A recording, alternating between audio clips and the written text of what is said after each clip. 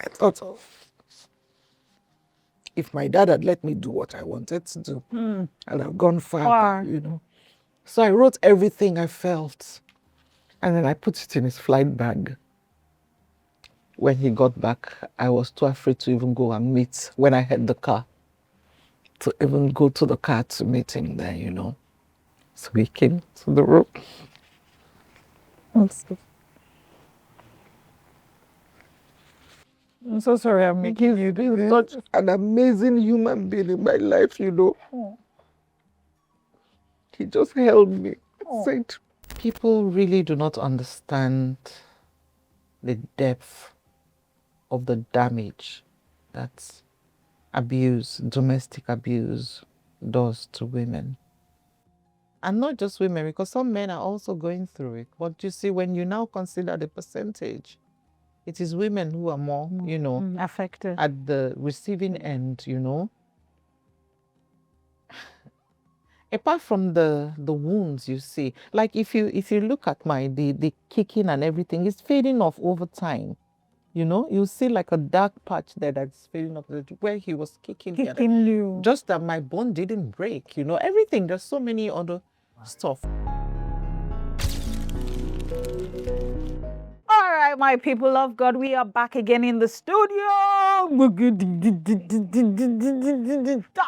I know you guys are wondering, hey, this guy is here again, no? But today I'm not here again, as you all know. I am here with the beautiful.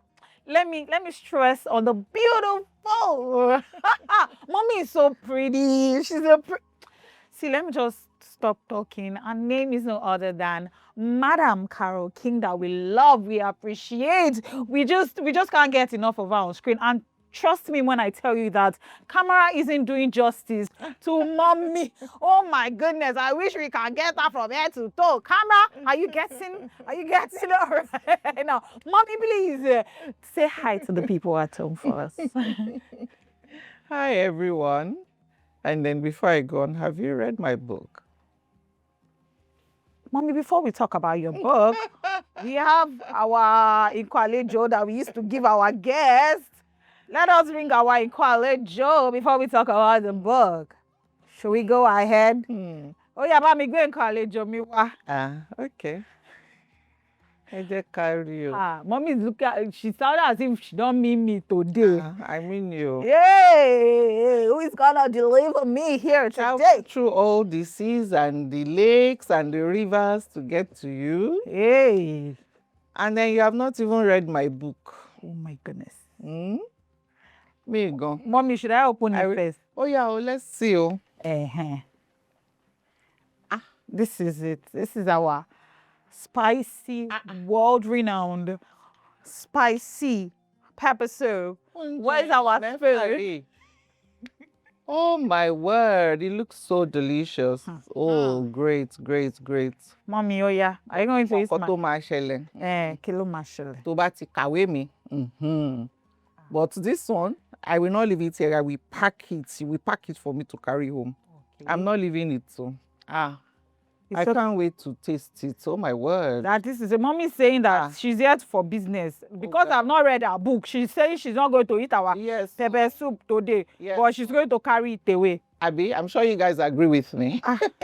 Well, let us bring cover so that it will not get cold before. But you guys have seen it. Mommy is taking it away. But because Mommy, the title of the book is The Moving Star. Have you read it? I've heard wonderful things about the book, and we're going to be talking about it later on in the show, guys. Stick with us. Don't go anywhere. Okay, Mommy. Now let's talk about your upbringing. Let's talk about your upbringing. You're known today for grace, for discipline, for almost your spiritual calm. But who were you before fame forced you into the public expectations? It's I'm going to go back quite a distance. We are here. You guys are here too now. Say. Well, I am the first daughter of my parents, and they are the late Inspector Francis Adoge and Mrs. Dorcas Adoge. Like I said, late. My dad is late now, or almost. He died the same year I had my second son. Wow. Yes, so that's 31 years ago. Yes, but my mom is still alive. She's almost 80. She's almost 89. We're planning for her 90th next year by God's grace. Wow. Yes. So. God spare us all. Amen. So, like I said, I'm the first child of my family, and I have, I think I have like 7 siblings. But 7 siblings. Yes, but now there are just 5 left. We lost 2. So, me as a child, I was a very curious child, and my curiosity was expressed to reading books. I read, talk about the Mills and Bones, the James Hadley Chases, and other, yes. Like I told someone when I went to Paris, I said it felt familiar because I'd read about it in books, you know. So when being on the streets, it just felt familiar. Going to the Eiffel Tower, it felt like I'd been there before from reading from when I was a child, you know. So I think that's even one thing, you know, just veering off your question is one thing we should reintroduce to you. Yes, it's such it adds to you. It adds to you. Even up until now, although I don't read as much as I used to, and then my taste has kind of changed. I read more of spiritual books now. Yes, books that will, you know, make me grow spiritually. But then back to the question, I was a book reader and very, very into myself. I hardly ever went out. Okay. It's just my nature. I don't being out there because I'm a very shy person. Okay. So being out there was like a burden. So most time I will be at home on holiday, and it's when we're about to resume and my mom is taking me to buy the stuff that I'm going to go back to school with. They'll be like, when did you get back? They'll be like, she's going back now. She's been at home since, you know. And even in the house at home, I'm in the bedroom. Reading. Yes. And my dad kind of indulged that habit for me, you know, so because it gave us, you know, allowances, and mine will go on books and, you know, magazines and stuff. We had the bounty and everything then that, you know, was my own interest. So I wasn't who I am now. My persona now has always been who I've been from when I was a child. Very private, very quiet, and but over time, incidences, stuff, you know, lifing. Okay, exactly. Has made me more outspoken. But basically, my childhood was very quiet, and I also grew up under the how would I put it? My mom always rammed it into me that it's however I turn out that my younger ones are going to copy. So I have to be of good behavior. I have to be upright. I have to be all of these things. So it was good. It was fun for me. I enjoyed how I grew up. Okay. I wouldn't have it any other way because when I was forced to go mix with other children, it was more stressful for me than me being on my own. So, and that's like in the industry when it seems like, oh, I'm not outgoing, playful, being, you know, going for events. It's just not me. It's not as if you're being just harsh or bougie, like people would say. At all. It's just not me. Okay. I mean, like we've sat down, we've played and chatted and everything. Yes. Yeah, I feel more comfortable in a one-on-one situation or 1 plus 3 people situation. But when it starts, it's widening. I become very self-conscious, and then I become the listener. Yes. Rather than being the talker. Yes. Okay. All right, now that we've gotten that out of the way, can you remember the moments that shaped your toughness during childhood? That happened when I was in secondary school. Okay. Yes, and I went to a rural secondary school, a boarding house, and it was a mixed school. And I had just this one friend, and that's because we shared the bunk. We had the double bunker thing. Uh, and then we'd go out, and then they had this bread and will I call it porklet? You know, pork rind. Okay. Pork rind, the skin of pork. Yes. They'd fry it, Yes, and yes. then you'd make a sandwich with it. It's tasty, it's lovely. I still love it till tomorrow. So we went to get some, and there were these you know boys that were like the gege of the school. One of them had been trying to chase me, but at that time it was in my mind my mother would kill me as in kill me, you know. So I didn't, you know, in those days you would write letters and stuff like that. So I just joked about it, me and my friend in the hostel, and I never really did anything. So we went there, and the last round, it was for me to buy. The woman was, and these people now came. I still remember his name. I put his name in my book. And he you know, he wanted to, you know, like color beat, like he's going to get it instead of me getting it. And I said no. He beat the living daylights out of me. He beat me. He really punched me out just because of that pork rind. And he's the same guy who was into you? No. Okay. A friend of his. Okay. So the friend was trying to like defend. They faced themselves. I was able to run off. I was that toughened me up later. Even before that, there was the one because like I said, my father was late inspector. He was a policeman. So we lived in the barracks. And then there was this young man. My mom had a shop, you know, you could stand in the block that we lived in, and then you'd look down the road. My mom had a shop where she sold, you know, what we call okirika. Okay. And then she also had this kerosene tanker thing where they come and measure kerosene and stuff. Yes. So she was, you know, industrious like that, you know. And then when I get back from school, I'd make lunch and take to her. Mm-hmm. Or she would have made some lunch. All I need to do is pack it and bring it for her. And then before you get to her shop, there's this wide expanse of field. We called it field. It was a playing field. They play football. The children because there were different blocks, you know, they'd all go there to play, but me, I didn't. So in going across together, this guy and his friends playing football, Johnny, he would always harass me. Okay. He would always harass me. And then one of those days I'd had enough. And then I would have to be watching out. Is he there? Is he there? When I get it, I will quickly run so that I will get to my mom's place. So that if I'm going back in, I'm watching. I'm always, you know, so one of those days I watched. There's a place you can watch from, and he wasn't there. I thought he wasn't there. Mm-hmm. But in the middle of the field, he caught up with me.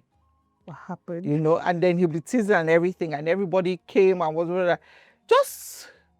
It wasn't that I wanted to fight, you know. It was like defending myself, and you know when you are blindly finding your way out of like whatever is going to happen, let it happen, you know. And the next thing I knew, I was on top of him on the ground, you know, pounding him and everything, and you know his friends were shouting and everything, you know. When I got up like this, I took off. I ran off. The food that was carrying was all, you know, all over the floor. I took off, you know, to my mom's shop, you know, and everything. That was the beginning of me knowing that, look, you're not going to take it. They do that because you take it, you know. And then when I got in secondary school, this guy did what he did. Did you get him back? No, I couldn't fight him back, but I made sure I told everybody that we'll do something about it, and they did something about it. He almost got expelled. Oh. He almost got expelled. Because he hit me so hard, I had a bruise for months on end. Wow. So when I went on holiday, the bruise was still there. And when my dad saw that, he wasn't going to take it too. So he took him and made a case in school. You know, I went to tell the house mistress, and then went to school the next day. I went and told the head teacher. you know, and they took it up because he is one of those rascally, and it's like he got it. For almost the whole week, he was kneeling down in stuff. Yes, so he deserved that. And his name is in the book. I can't wait to read his name. People, let's go. So those things, you know, toughened me up, and I just knew that there's no way you're going to take advantage of me. I am not going to be quiet. I will fight back. Yeah. Wow, that's a lovely story. And I hope somebody just learned something right there, because I just stand up for yourself. Yes. Now, did your family ever question your passion for acting? Oh, yes, totally. Or did you break cultural expectation by pursuing it? I didn't get into acting until after my dad had died. Okay. And it's one of my regrets, you know, that I wish he was alive to see how well I now did in my passion, because something I'd always wanted to do, you know. And I remember when I wanted to fill my JAMB form back then, and I said I wanted to fill theater arts.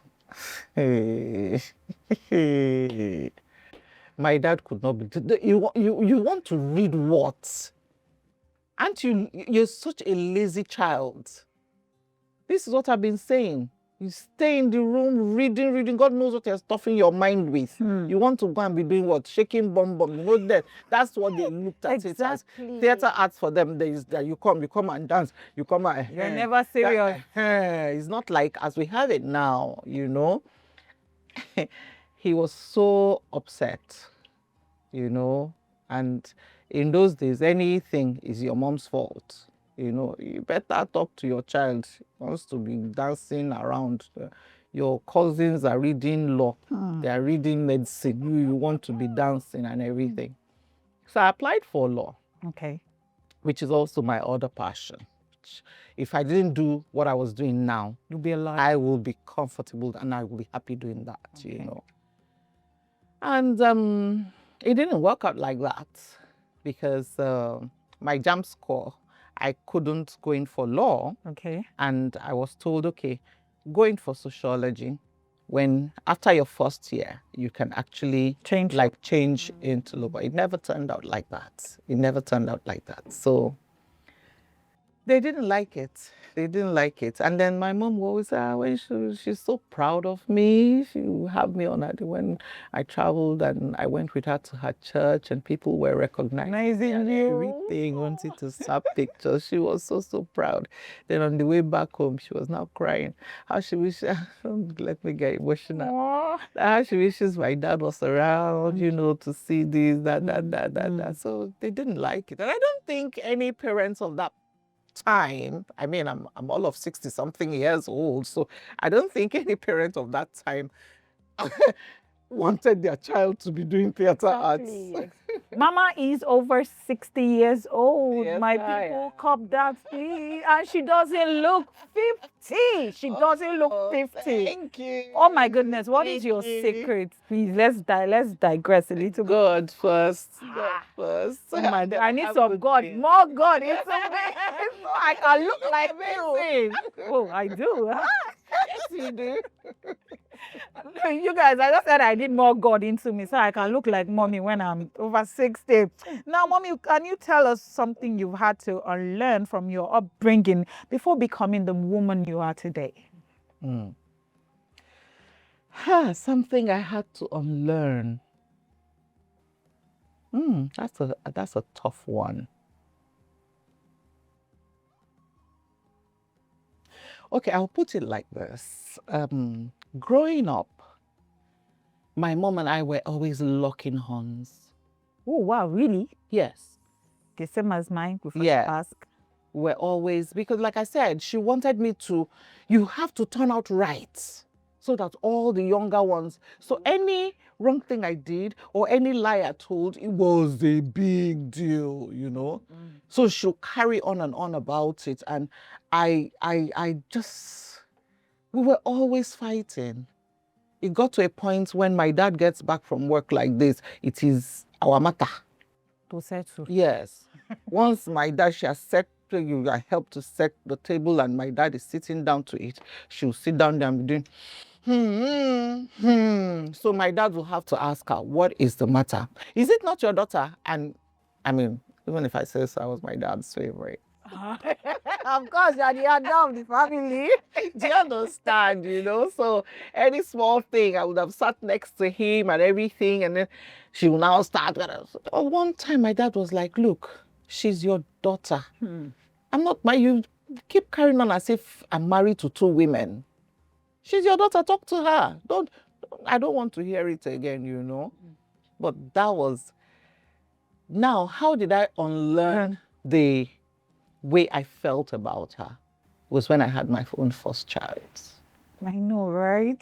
It is always the first. It is. It was an amazing, for want of a better word to use, a good learning curve for me. Because I now realized where she was coming from.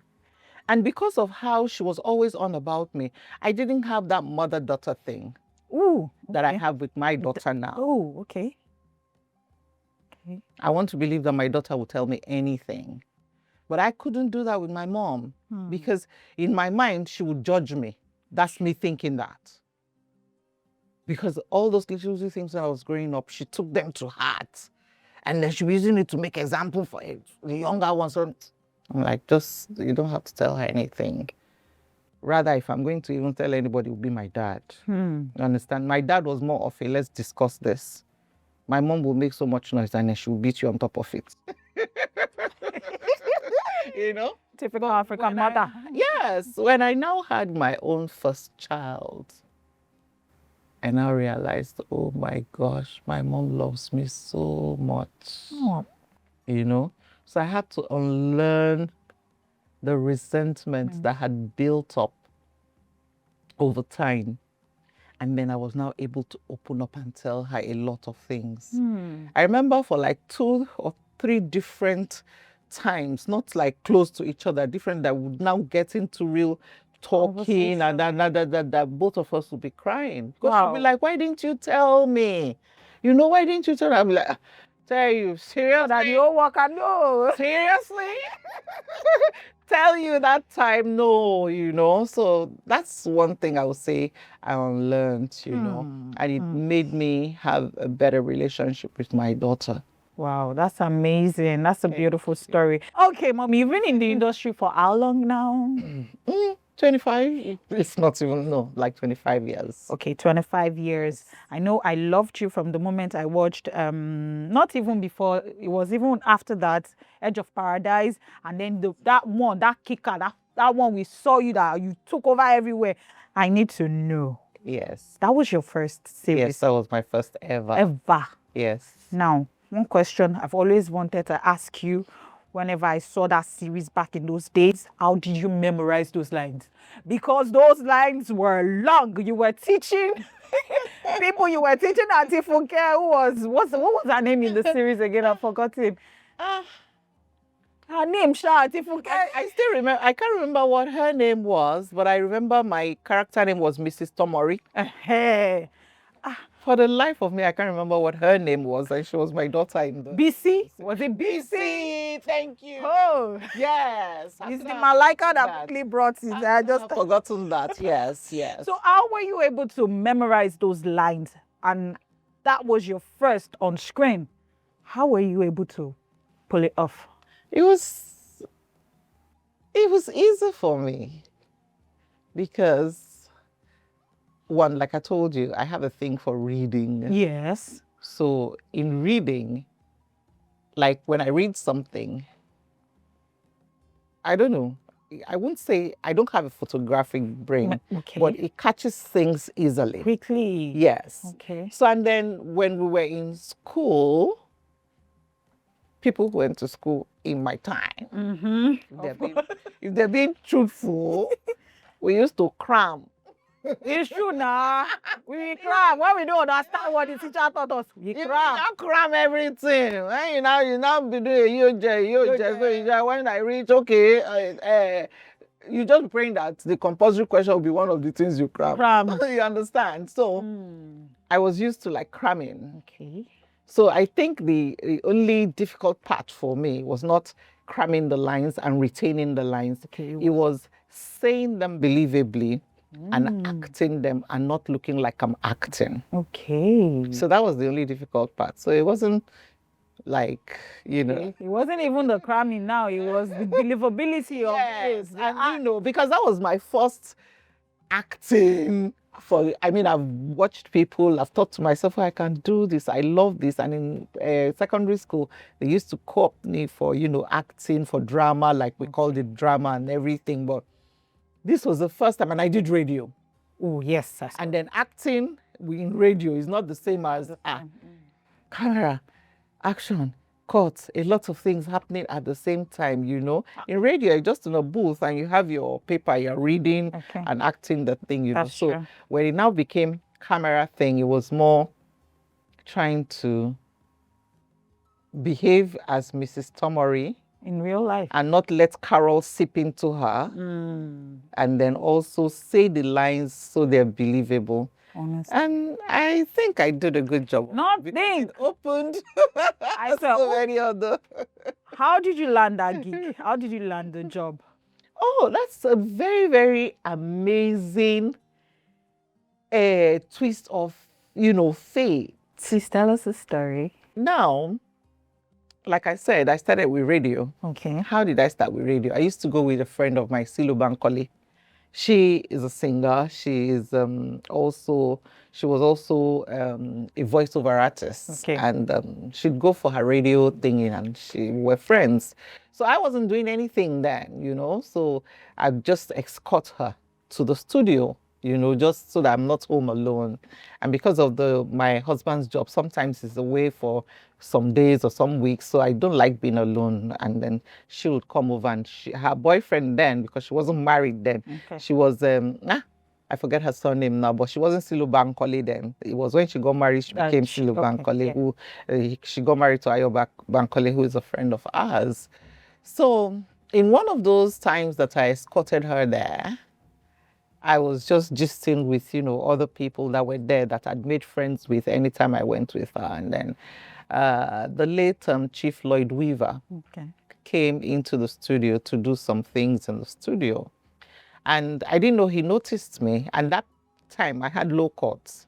Most of my life I carry low cut. Like, I'm jealous of your hair now. Mom is like, oh, you're don't test me. So I didn't know I didn't know who he was. Okay. But he now spoke to the owner of the studio and said, who is that lady? And the guy says, so she's Silo's friend. And he got an introduction and he says to me, we're, you know, putting together a series and that they have all the character cast, but they're still looking for the mother. And that all he's seen so far, that I fit the role. My looks, how I speak, what, you know. But he likes me, but I still have to face like an audition panel before they can, but he feels that it's, you know, a go. So I said, okay, I was excited. I was so happy because, I mean, I'd always wanted something like that, but I just didn't know how to go about it. So I now said to him, I said, well, the only thing is I am married. I have to discuss it with my husband. And, you know, if he agrees, I will come for the audition. So he gave me his number and, you know, the address of the place, Swift Studios then, in Ikeja. And said when I make up my mind, I should let them know so that they will set up the audition. I said, okay. So I got home and I tried to talk about it with my husband, but I just didn't know how to say it.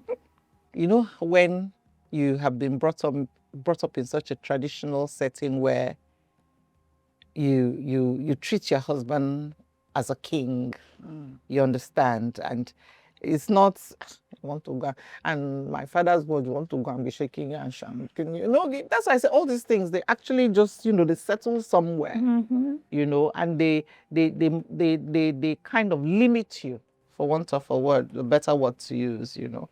So what I did was I wrote a letter to him. To your husband? Yes. It was like a 4-5 page letter.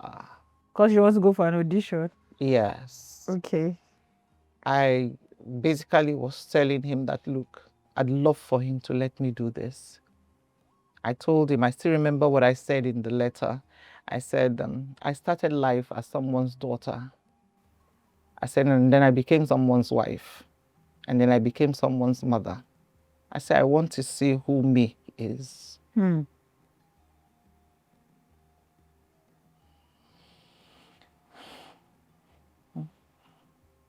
Because, you know. I'm so sorry. So sorry.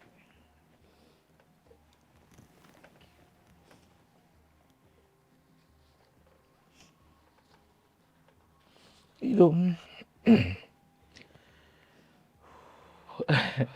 it was that important to me, you know. And I was afraid he was going to say no, you know, because I thought of if my dad had let me do what I wanted to do, I'd have gone far, you know. So I wrote everything I felt, and then I put it in his flight bag. And then I told him, I said, when you have a free time, like when he's gotten to the hotel or something, you should check it. We checked there. That time we didn't have all these Telephone. and so I had to wait until he got back. And then I remember that when he got back, I was too afraid to even go and meet, when I had the car, to even go to the car to meet him there, you know. So we came to the room. I'm so sorry I'm making you do this. Such an amazing human being in my life, you know. He just held me, said, why are you asking my permission? You know, asking my permission. Of course. He carried me to the audition. When I got in touch with them and they said, okay, come so day. He took time off work and he carried me to the audition. And everybody on the panel fell in love with me. He gave me the script. I remember the writer, Mrs. Olatunde. She was reading with me. And everybody was, when I finished, you know, reading, everybody started clapping. They were like, we have the mother, we have Mrs. Tomori. And that was how it started. Oh my goodness, that was a beautiful that was a beautiful story. Talk about a very emotional one. And I know you guys don't know this story before. And yes, you're welcome. Ma, can you remember? Yes, theater actors usually face brutal rejection in mainstream films. What was the hardest no you faced that nearly discouraged you?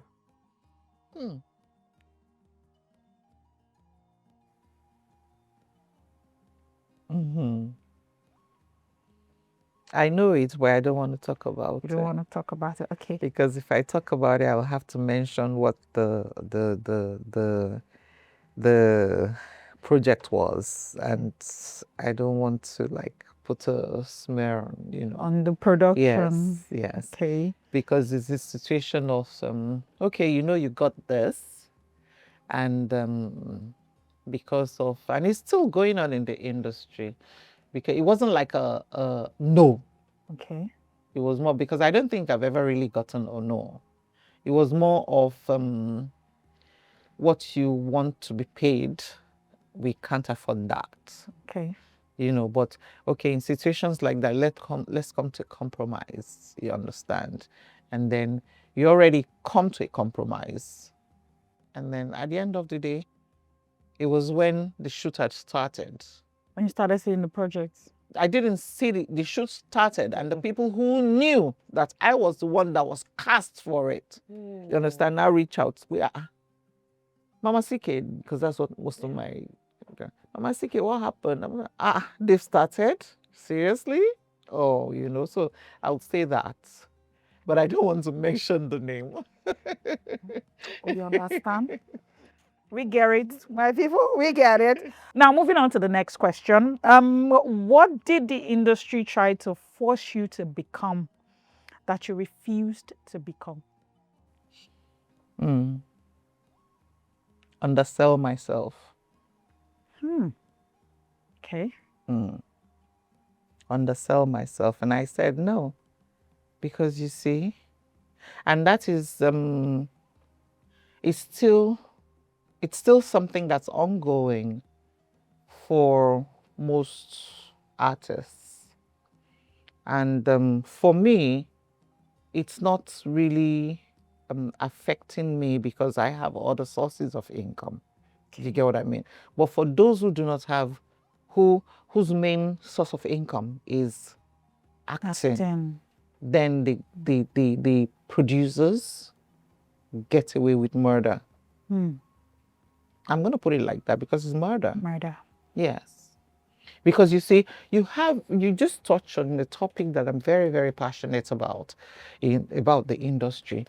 We work in an industry that there are no set structures. True. That's a known fact. No set structures. Even South Africa there. They have the least, the minimum, and the max that even an extra can earn. That's true. You have the A-listers, you know the range of what they earn. But here,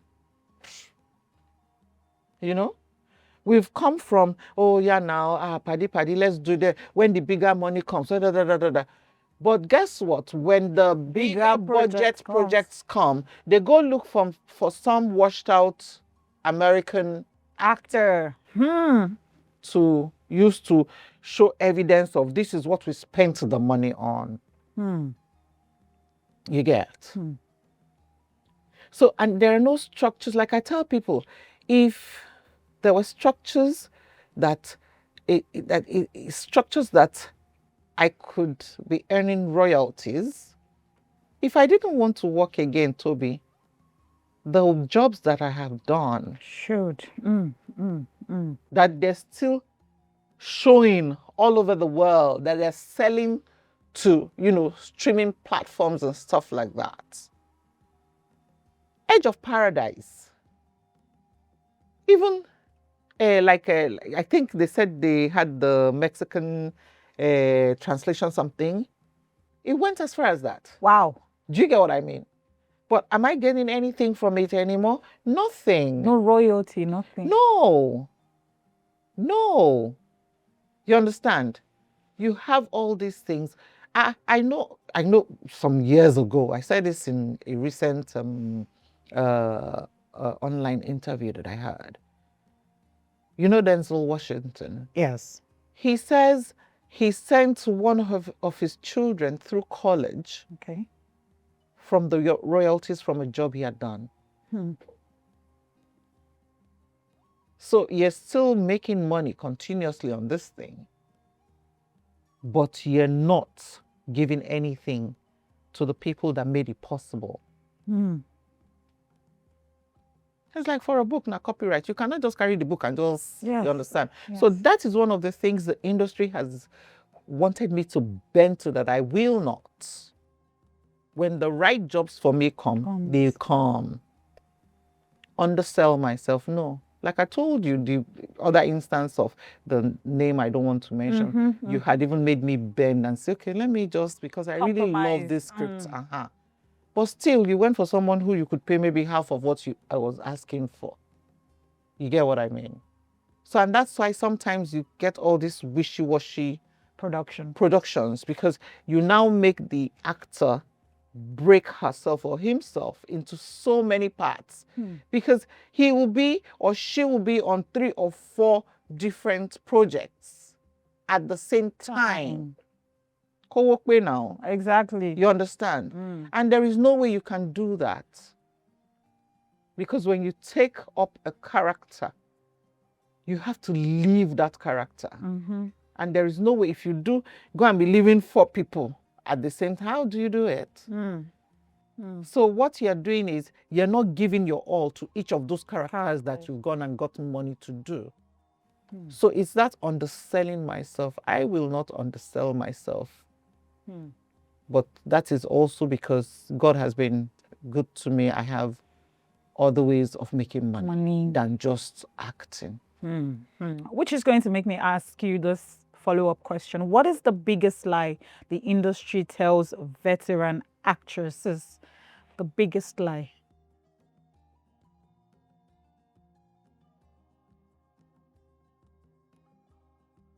There are so many lies. Because you see, how many veteran actors or actresses? Actresses, not even actors. Okay. Actresses. How many veteran actresses have you seen that the industry or the guilds is taken care of? If you had that on ground, you will not have someone like Kule Afford reaching out to these people. That's true. You understand?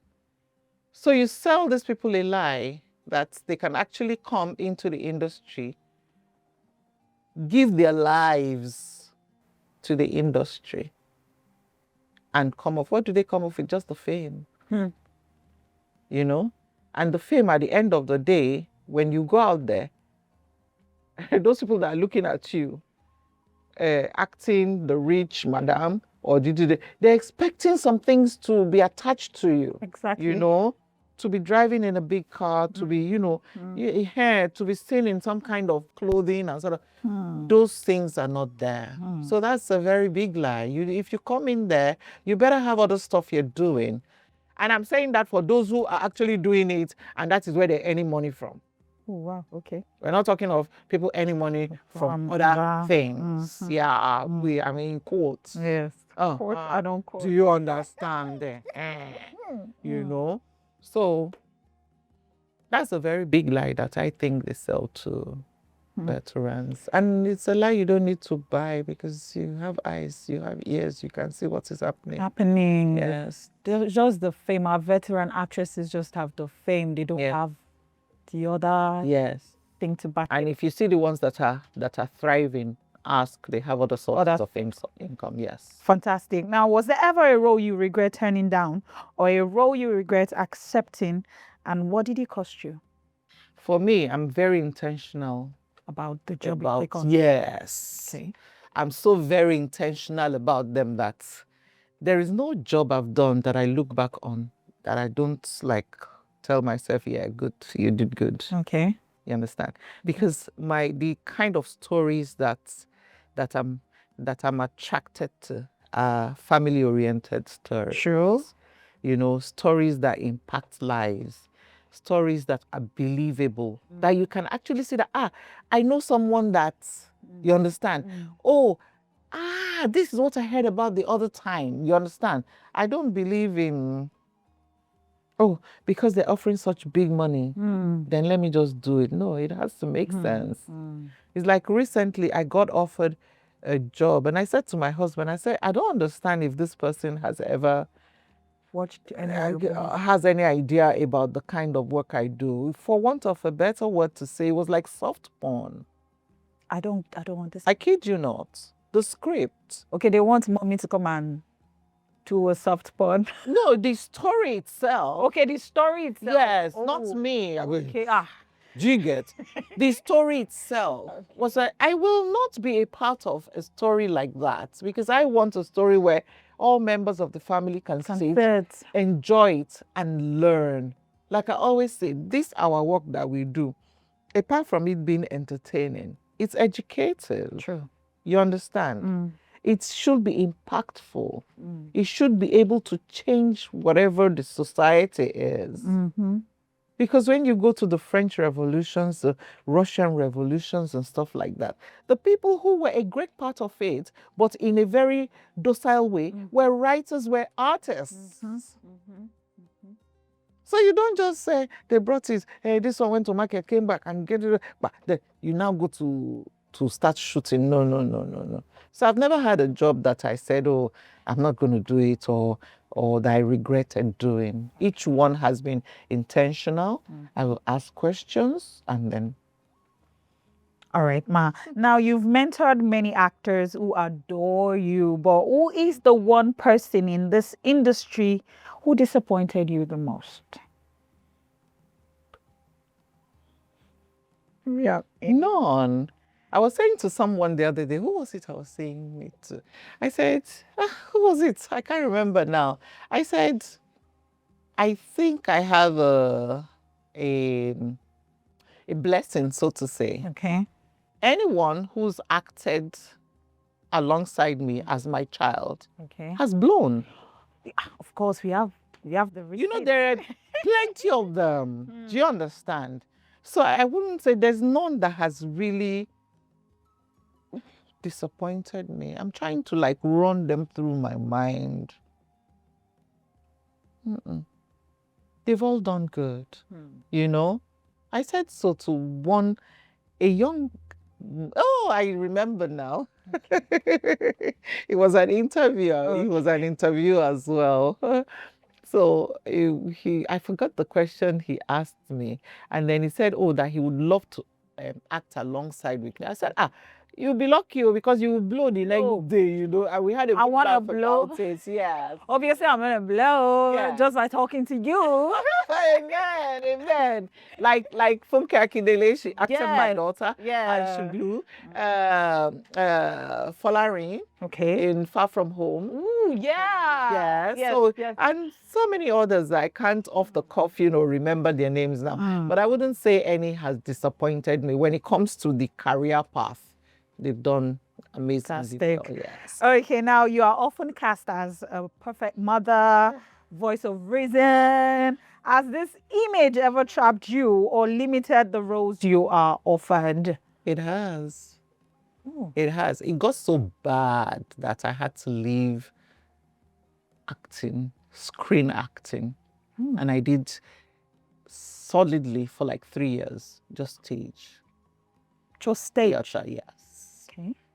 Because after, I need to know, the next role that was going to come along, I forget her name now, was in Everyday People. Yes, everyday people. And she was also a good wife, you know, bringing up good children. And so anytime anybody wrote any script that had any good mother, it's karaoke they are calling. So I thought to myself, I'm like, I can do more. You understand? My range is, even if I say so myself, you know, so why are they limiting me to just good mother, you know? And then I thought to myself, I said, you know what? There's no point. So I stopped taking, you know, roles like that. They weren't coming, but I was just rejecting them, you know. And then I went and I did theater. Okay. And then just when I was starting to get bored with theater and I was missing the screen again, a role now came up. Okay. Which was Lady Cole. Okay. On Tinsel. Yes, was the bad. She was bad. She was so bad. She was really, really bad. And I was like, yes. And I hopped on her, you know, and took that role. I mean, she was so bad that people were having prayer points like, any Lady Cole in my husband's life, die, you know, that kind of a thing, you know? Yeah. Yeah, so that gingered me again, you know. And from there on, I think even directors started to say that, really, we made a mistake just leaving casting her to limiting her to this. So they started stretching me, and you know, and I've been good. All right, ma. Now, let me now digress a little bit. What other challenging role would you love to, you know, act? Would you love to perform for the viewers at home? Wow. If given the opportunity. What? If given the opportunity. Yes. I tell you one thing. I have a daughter. She's not my birth daughter. Okay. Funke Firing. We co-produced a movie, The Gods Are Still Not to Blame. Okay. Some years ago. And she wrote this story. And we still haven't brought it to light. But the character, because she now relocated and everything, and and the thing, the movie industry isn't what she's focusing on now. But there is a character in the story that she wrote, Dry Pastures. I still remember the name of the story. And the woman and it was supposed to focus on that period. We're having all these people who were leaving the country and going through Libya, going through all kinds of places to get, and some will die on the way, another. So it was about that.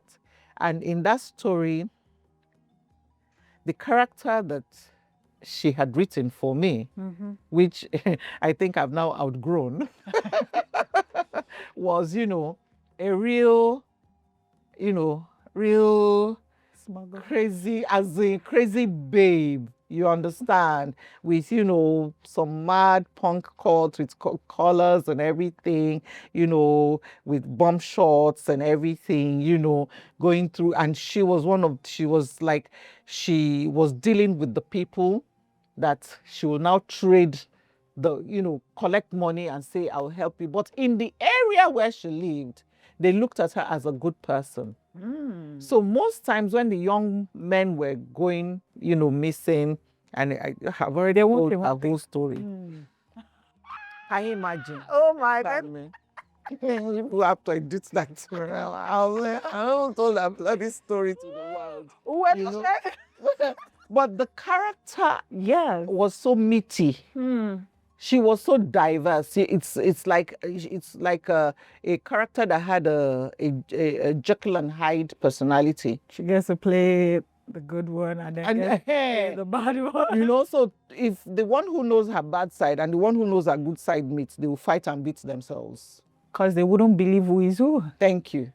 So that switch. If you get a role like that I am switching emotions and persona. Auntie, please release that movie. It'll be sweet. It'll be sweet. What to see is please. Okay, now what was the hardest personal season of your life you still carried into work because you had no choice? The hardest personal season of your life. That I still carried into work? Yes. You couldn't say to dwell on your whatever it is you're going through. You just had to work to get over whatever personal thing you were going. It's so personal. It's so personal. I'd had a quarrel with my second son. Okay. And I remember on my way to work that day, I had sent him a text. Okay. And then he had replied me. And what he said in the text really broke me, really hurt me so badly. And I got to work. And the makeup artist was working on me. And was like, and they know the normal me will just be, not this thing for my eye, this, all those kind of things. But I was so into myself. And strangely enough, God has been so faithful to me, because I remember clearly that my sins for that day were actually sins that I was down. Oh, okay. In my spirit, and I had to even feed from that emotion. Do you get? Although the sin didn't need me to cry, but because of what I was feeling from, what had transpired between me and my son. So it even started from the makeup room, because Mama, you're not yourself today. What's going to happen? The next thing, everything I just had to excuse myself, went to the bathroom, stayed there for a while, got myself together, came back. So by the time it was time to go work, I got on set, and of course, as I was saying my lines, the emotion from that one just, butted in. And then the other, by the time I was done, we were done with that. Mama, I'm like, if only you know where I went to. My that's one I can remember. Okay. My life kind of like intertwined with your career. All right. I'm still learning a lot today. It has been so much fun with Mama CK in the studio, people. Now, Mama, In your quiet moments, which decision still makes you shake your head and ask, Carol, why did you do that? Have you ever had any situation like that? Wow, the kind of questions you ask. I'm so nosy like that. Wow.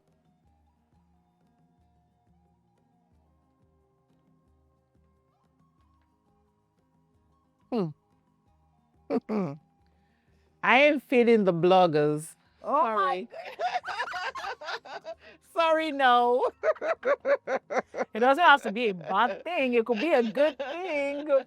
You know? Okay, let's see. What good thing did I decide on? And then I now thought I shouldn't. Yes. That means it's a bad thing. You can't push me over the edge. Oh my goodness. Okay, let's move on to the next. Have you ever been typecast or boxed in because you refuse to play by the industry politics? Have you ever been, boxed or sidelined because they think, okay, Mama CK is too posh, is too bougie for our liking, and they've had to sideline you for that? Have you ever been in a situation like that? Wow. I will say yes, that I have been sidelined in the industry, and I really don't care. Like I said, from the underselling parts that we spoke about earlier, if you're not going to pay what will be commensurate to, I mean, you can't even pay what will be commensurate to what I'll be bringing to the table. Project. Yes, you can't pay any creative what is commensurate to their artistry or whatever. So that is down. But for you to now make it seem like you're doing me a favor, casting me for, if you didn't think I was good enough, you wouldn't come and look for me. That's true. So that is one of it. And then I recently got, written off of a series. Okay. Because I wrote a list of things that were wrong. Okay. And I also preferred solutions. Okay. Because that's who I am. I don't criticize without saying, oh, this is how we could actually do it. I don't criticize just for the sake of criticizing.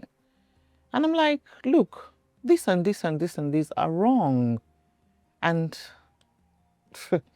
like I said, we're doing this show not just to entertain, to, teach people, not let them know. And it just so happened that I also played into whatever was going on, because I was going to travel for quite a while. And in fact, I just got back not too long ago. So I'd sent in an email to that effect that I'll be away for so long. So, find a way around it. So in situations like that, it just kind of tweak what your character is, and then, oh, you're traveling for, of course, for them, it suited them. They wrote it that I traveled. Oh, okay. And not knowing, normally when they say the person has traveled, then you know when they're coming back. This one, she's not coming back yet. In fact, I was even offered a send-off party. Okay. So I'm like, why are we having a send-off party? So no, because, the way things are, since you're going to be away for so long, the writers have already written so much. I knew what was happening. Exactly. I knew what was happening. So I'm like, okay, no problem. See ya, but I do not want any send-off party. Thank you. No, thank you. That's one. Then another part is when you have been typecast so much that they think, oh, no, she won't fit that character. No, this, that. But a young director, Orirenwani, he came. He had interned in a studio that I was working in. Okay. And I didn't know he just took a liking to me. And then when I went to Paris, I think that was 2 years ago, for the Nollywood week, he was there as well. He had a short film that, you know, he took there. And his short film actually won for that, you know, year's, yes, best film for that year. And he now says to me that, Mommy, there's something I'm working on right now. I would like for you to, you know, that is a two-man character. It's on YouTube, Taburo. Okay. And I said, okay. When the script came, it came in English. Then as we kept talking about it, he said to me, he said, Mommy, I don't know. I know you speak Yoruba, but will you be able to hold it through an entire movie? I said, why not? He said, because every time he thinks about the movie, he just only hears it in Yoruba. And I said, that's your instinct as a director. Go with it. And then my character, you see this poshness, glam, he stripped me bare. Okay. He stripped me bare. And I got an award for that character. Wow. Yes. Best performing artist. Wow. You understand? So it takes someone who thinks out of the box. It takes someone who doesn't think that, oh, because you're saying, oh, this thing, you're doing it like this, but it's not right. So Ejeka Shebai does not feel attacked. And that's the only way the industry can grow. Because okay, take for instance, sorry for bringing that in, but it's still just to buttress my point. Yeah. I don't know if you're aware of this Taye Arimo. Is it Arimo? Arimoro. Arimoro, yes, yes. I don't know if that's how it's pronounced. You understand? Yeah. But what I found strange is that the guild that is supposed to be protecting him is the one that attacked him. I saw that and I was... Do you understand? So it's part of what I'm talking about. In a situation like that, somebody like me will be a lone voice in the wilderness. Because I will be like, no. Even if he did wrong, what is the guild supposed? You're supposed to protect. Because that is the work. That is the job of a guild. Oh my goodness. The failed. You understand? So if you are the people in a production team and you cannot protect me as your actor, rather all you can think of is how to undersell me, underpay me, and under everything me. I don't need to be around you. Wow. Do you get? So I'm happy that the guy is not sitting back and taking the bullshit. He isn't though. Because on a normal day, but you'll see, if it doesn't come right for him, they will cancel him in the industry. They can't even cancel him because the guy he has fans. God will not let them do it. He has fans who love him. Because of the question you asked, you know, these are examples. Arimora is talking, is reacting. Do you know how many just keep quiet and no other place where money go come, make we just take them. Yes. And the industry keeps going on like that, you know? So that's why I say, like, I was asked, if your child wants to do this, wants to come into the industry, would you advise them not to? Well, you know, I won't say they shouldn't, but I'll tell them, make sure you have what is bringing money for you as well. Exactly. Oh, okay. Yes. So you're not dependent on any producer or any director. So when you do get that job, it will be with someone who is there for the passion of the job and not just for the money. For the quality of production. Thank you. You know, and will appreciate what you are bringing to the project as an actor. And like I tell people, if I hadn't gone and worked elsewhere, I would have thought that, is how we are doing it, I should be. But from when I went to work in South Africa, I got back to this country and almost every production I'm on, that I can name the productions I've been on that I was like, oh my word, this is, I love this. Because they did everything right. I give you an example. I'm not trying to sell that Soft Love. When I went on the set of Soft Love, our homes, come on. And Yes, because he had lived in South Africa. So it's the culture of that place he came to use to work here. You understand? It's the culture of that place he brought here. You know? So there has to be a redirection, a restructure. There isn't even any structure, so I can't even say restructuring.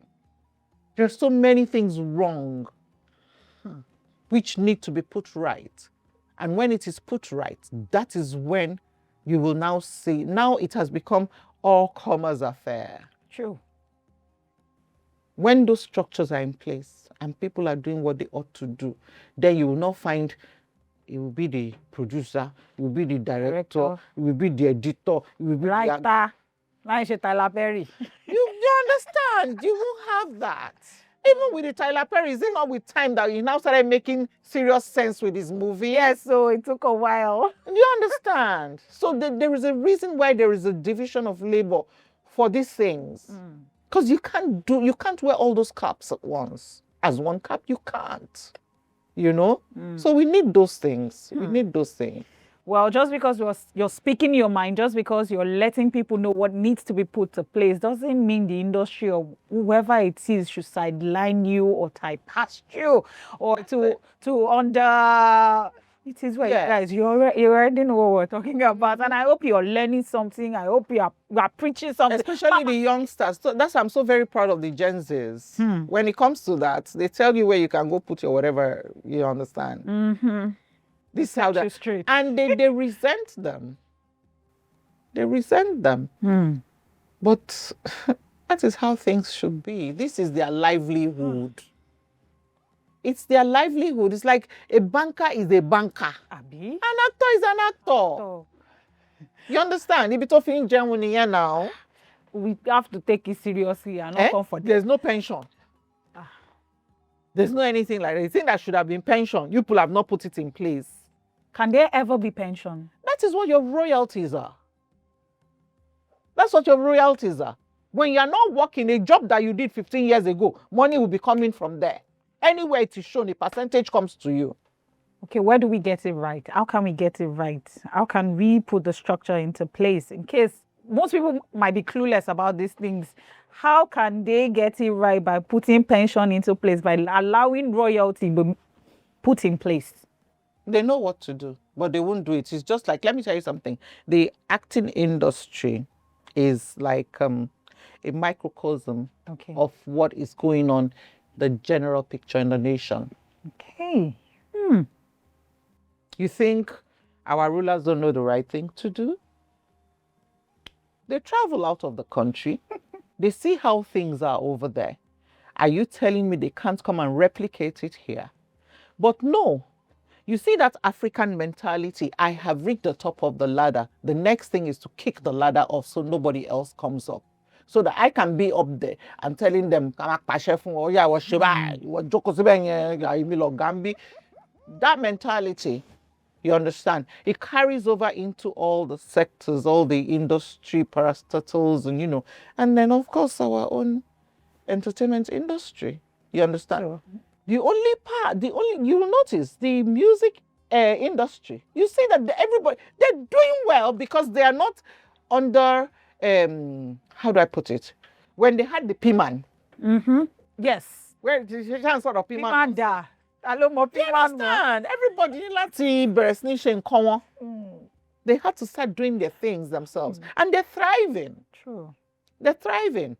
They build their own tribe. And that is what is now coming into our own industry. That's why you have the explosion on YouTube. Exactly. Everybody getting their own channels, doing their own stuff and everything. But the question is, as you're doing that, and you're trying to break free from them, because some of them are actors who are forming their own this thing. Yes. But then you now come and see that you, the actor gone, that knows how it used to be. You now get to start treating.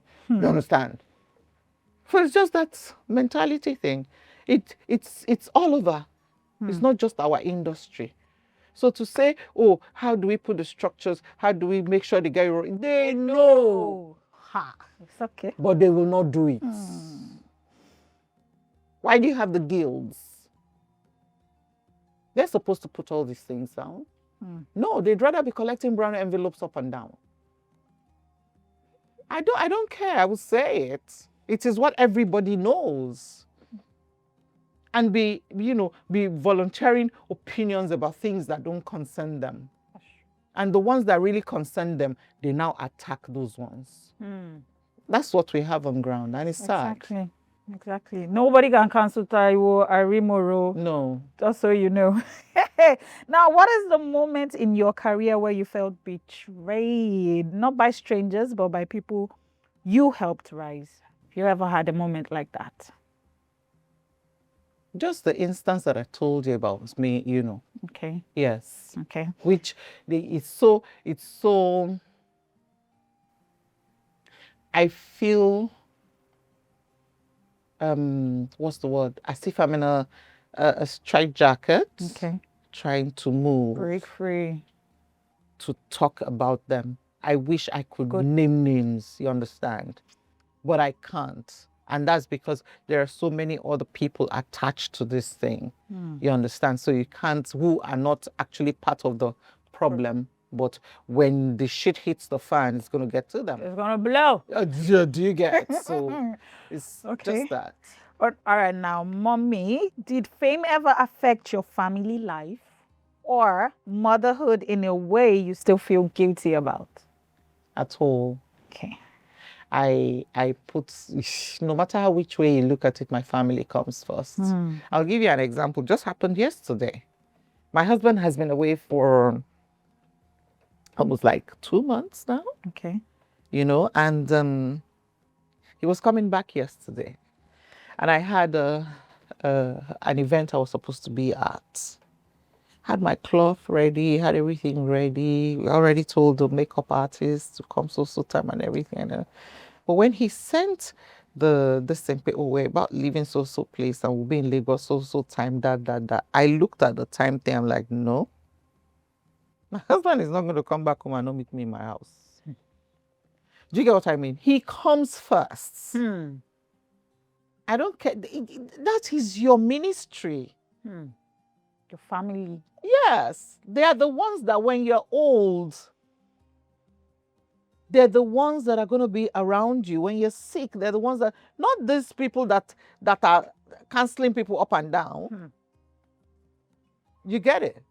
So you just have to understand, well, that's my own priority. I don't know about others. But for me, it's always been something everybody knows, To the extent that someone had said, so this was years back, and at an event, I met a producer. And he was like, oh, madam, I've been wanting to meet you. I want to work with you. Blah, blah, blah. But it's then when Asaba was sabaing. Oh. He is based in Asaba, and that he spoke to someone and, to get my number. And the person said to her, she doesn't travel. No. She doesn't travel. So I said, you should have gotten in touch directly. Said the person didn't give him my number. Oh, God. that's for you to know how funny the industry. It's a very, very, the fakery is on another level. You understand? And if you're a real person, it gets difficult for you to move. Because you say it like it is. But they want a situation where you like, okay, just flow, just go with the flow, Nah, So I told him I don't travel. I don't travel because I'm a family woman. No, yeah, I'm a family woman, but I do travel for work. I just said that I went to work in South Africa. You understand? So it's my family comes first. There is no. They just come first. If the job cannot accommodate my family, sorry, take it away. All right, now moving along, what is the one thing the industry, I'm sorry, we're going back to the industry once again. What is the one thing the industry hides? A truth you didn't discover until you were already too deep into it? I really wouldn't know. Okay. Because I don't pry too deep. Okay. uh, even just some years ago, when I think it was when I was still doing I Need to Know, Okay. that some paparazzi people had already, they gave me, they said Queen of Soaps. And then they said I can't remember who wrote the article, Okay. but he tagged me an intimate stranger Okay. in the industry. Intimate stranger. Do you get? How do you put intimate Intimate stranger together? Do you get? He said it's a guy who wrote the article. I said, it was a nice article about me. And I said that she's an intimate stranger in the industry. So that should answer the question. I don't stay too long to really, and even the one that I even saw, I got, do you get what I mean? So I can imagine if I was neck deep inside the, Now, have you had it would be any? funny. Now, have you had any behind the scenes accidents that might have happened to you during a shoot or while shooting? Anything like that ever happened to you? Not an accident, but a robbery. A robbery. Yes, Tell us we're what- shooting Edge of Paradise. Okay. Robbers came there. We had barely moved into camp. They camped us at Lekki then. Okay. We had barely moved into camp, and then we did the first day of shoot, and then we had problem with the lighting. Okay. So they brought in some South African white guys to come, help and, put things right and everything. Then the third day, the robbers came. So maybe they thought, the white people were staying there as well or something. I don't know. But they came in there and it was a traumatic, experience, because even till now, when I get to anywhere, I'm so security conscious. Like even now, I can't even, if I'm working in Lagos, I will come to set and I will leave. I don't like even staying in hotels. Now, with the way things are, with the kidnappings and stuff, all kind of things going on in the country. But it was even long before now. That then when it happened, I noticed that I wasn't sleeping well. Wow. And then in my own house, I wasn't sleeping, and I'd wake up, I'd make sure everywhere is secure. I'd go downstairs and make sure the door is locked and everything, because sometimes I'm alone in the house, So robbers came and it was crazy. Did they hurt anybody? Did they cut? What did they cut away with? They cutted they stole cameras. We had to strike camp now. They stole cameras. They even stole meat from the freezers. It was so bad. The guard then had a wife, and the wife was pregnant. Young couple. The wife couldn't have been more than 21 or 22. She was pregnant then. Okay. They killed her husband. Oh my! No, it was really bad. I say I'm still traumatized by it. When I get to a hotel, I will carry chair, I will chook, I will carry my husband bought me some gadget that if you open the door, it will start going alarm. I will chook it there. I will and even then I still won't be able to sleep well. That's how bad the thing traumatized me. Wow. They came, and then what had happened was the owner of the house didn't want to give his keys to the production team. So they didn't give us keys to the rooms. So we complained so much. They now said, okay, they will give us the keys. So now the way my room was, I was working on set. So they had brought the key and put the key in the keyhole. Okay. But the way my room was, if you enter through the door, there's like an alcove that you go like that, then you now turn into the room proper. So if you're inside the room, you can't see the door. No. You have to move, come like this before you see the door. So I didn't know they had put the key there. Now, Norbert Young, who played my husband, was in the room right opposite my door. His room was wide, he can see his door. So he locked his door. And then the director and producer were in there was like an annex. It was a beautiful building in Lekki then. The next, we worked late, and then my room was doubling as a set for my daughter in the show. So I was lying down and reading, going through my script for the next day, and then I slept off with my glasses still on. What I saw was, and with my reading glasses, I can't see people's faces well. So I just felt a presence in the room, and then I opened my eyes, and then I saw there were like 2 or 3 people. So in my mind, I thought it was the set people. Hey. I thought it was the set. So I'm like, can't you put knock? This, and that. One of them just came close to me. Sorry, he batted it for me. My glass just fly. That was it. Where the dollar? Where the pound? Where the dollar? Where the pound? The Hausa people, they had bandanas tied across their nose like that. Nothing. They took then I had to get my husband got me a new set of wedding band. They took my wedding band. Then the Motorola phones just came out. Then Razor, the brand. Motorola, my husband he bought the silver for himself, then bought the black for me. They took it. Then some other petty things in my room they carried. And they left, going to search other rooms. That spirit just told me, stand up from where you are. So I stood up and went into the bathroom.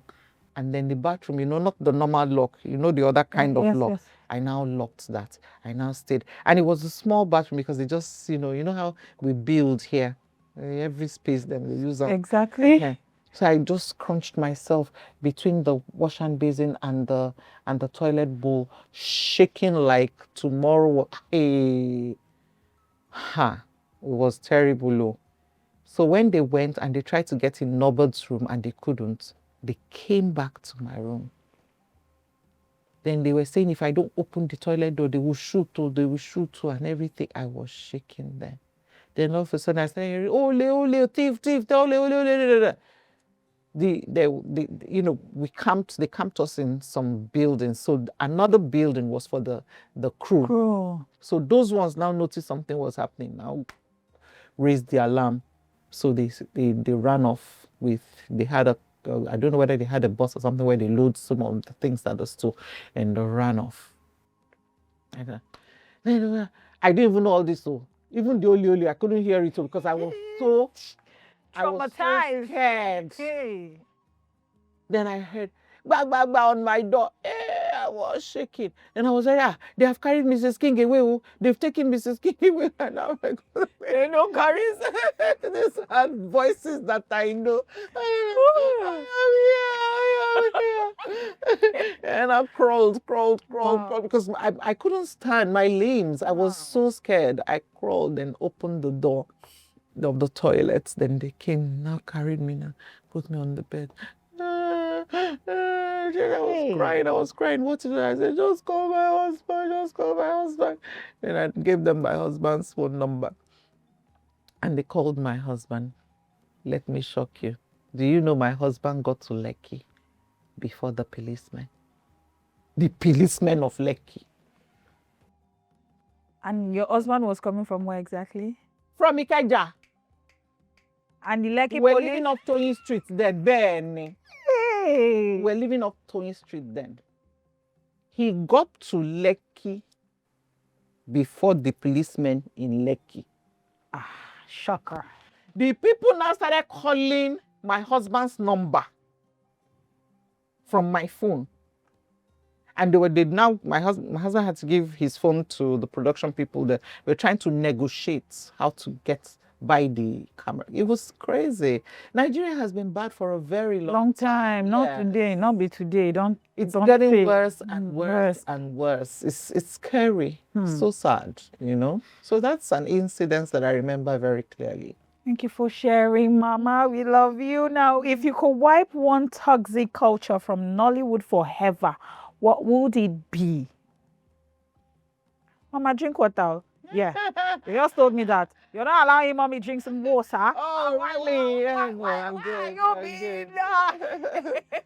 good. Mama, please drink water before they come for me. Yeah. That toxic culture. You'd like to wipe. I think it's just not allowing actors, speak for themselves. Okay. Yes, it's not. It's all part of what I've been talking about. It's so many things, but the basic one is not giving actors their dues. You know, because if you give actors their dues, there won't be such high standards of some, I wouldn't say, stuff that are happening. There wouldn't be that.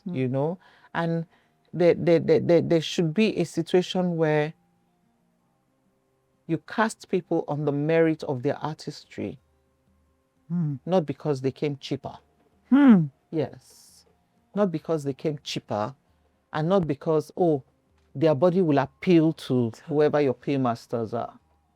Right? So it's all very. I'm looking for the word. You see, hey, he's like an octopus. Has so many Tentacles. Yes. So, but it makes one body. Yes. So all those little things make up all the nonsense. And who are the people bearing the brunt of the nonsense? The actors. That's true. So that is one thing I would like for them to wipe away. For the actor, to make the actor feel seen. Not by the audience. We're already loved by the audience. Yes. But within the industry itself. Like, it's like they'll be doing this, doing that. They'll like, come and do premiere. Do you know how much it takes to get yourself together for a premiere? That's true. How much are you earning? No, we're going to have these talks. Finally. Do you understand? We're going to have to break these tables. There has to be that time when you're going to have to ask these people to state what their sources of income are. Okay, declaration of assets. Yes, because I've been working in the same industry as you, and I have a history of work that speaks for me. So what are we talking about? What are we talking about? So there has to be that situation where when an actor, somebody said, something about we like acting as a career. I said, my dear, I cannot with my full chest tell you that acting is my career, because that is not what is bringing in my money. If I focused on only acting, I will starve. Because it's not like the job is coming every day. And the one that comes, you understand, is that they know that, there's no other person, it's this woman. That's the only reason you get it. And I'm not going to underplay my artistry by being involved in every project that comes my way, because I want to at least be able to make a living. You see, I say make a living. This is the source of living of most of us. True. Make it worth their while. Make it worth our while. They need to do stuff, put things in place. So that when the younger ones are coming into the industry, they do not feel that, somebody has to sleep with somebody, or this other person has to do this for them to be able to get a role. Or for them to be able to say, I want to do this for my parents with the money that I'm earning. They have a right to dream those dreams. True. But as it is now, they count me among the A-listers. Of course, absolutely. Do you understand? Let us be realistic. Apart from the fans who see me in the industry, are you paying me enough for me myself to see myself? Seriously, for me myself to see myself. For me to say, okay, I want to change this car this year. For me to say, okay, I've worked for like 8 months. Let me take about 2 months and go to so place, and I'd bankroll myself. It's my right. It's work that I'm working. But we don't have that. That's true. So these are things that need to be wiped out. Because truthfully, you work twice as much as doctors, lawyers, Are you everybody kidding me? out there. That doesn't mean. Are you kidding me? My last project that I did, I didn't get back home until about past 3 or 4. Because I was on set, working. You understand? There are instances where you can't work except at night. True. Because that's when you can use the location or the sets.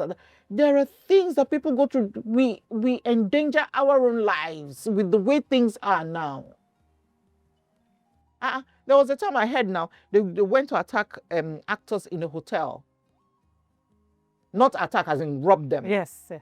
You know, rob them in one of these states, not Lagos State. You know, we go through a lot. But are we commensurated for all that? Do we have anything to fall back on when we cannot, you understand, when it's not convenient to come and be, I remember when we did Edge of Paradise, God rest her soul, Auntie Buki Ajayi. Yeah.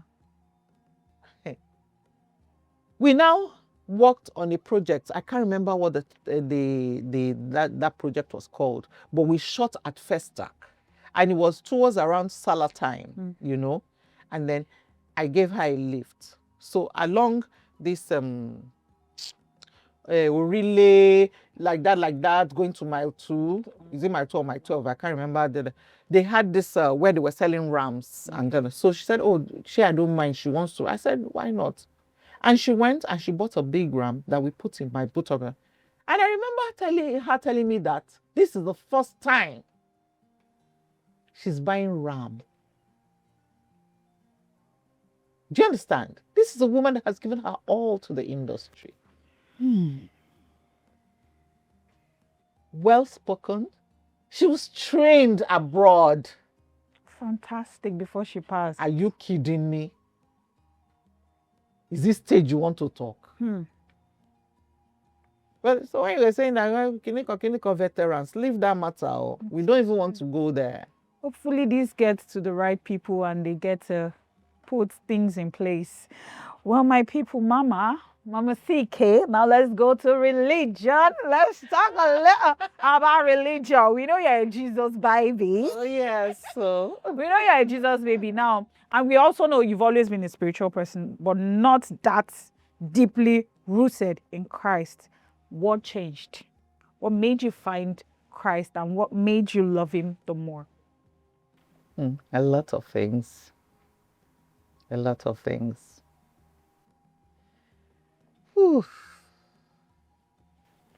A lot of things. I would say the very major one is the church I used to go to. They ordained me minister. And anytime I had to do any assignment in church, you know, because when you become a minister, sometimes they call you to come take prayers, they call you to come, you know, give a message, as in, you know. I found that I wasn't,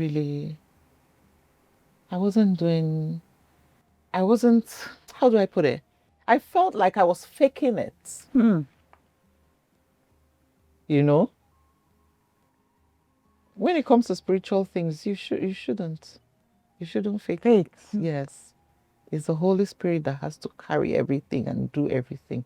But then I was doing it by my own knowledge and because I'm smarter. And God was like, you not get where you did go. You know? And then I used to be into everything. I told you earlier, I said I don't take alcohol. I used to drink. I used to smoke. I used to do everything, you know? Because me and my husband, a young couple, grew together, we did everything together. You can imagine I'd finished smoking the cigarettes and then I know that I'm supposed to take opening prayers. And then I get to church and then I do that. And then you know how the devil is. He'll be right there.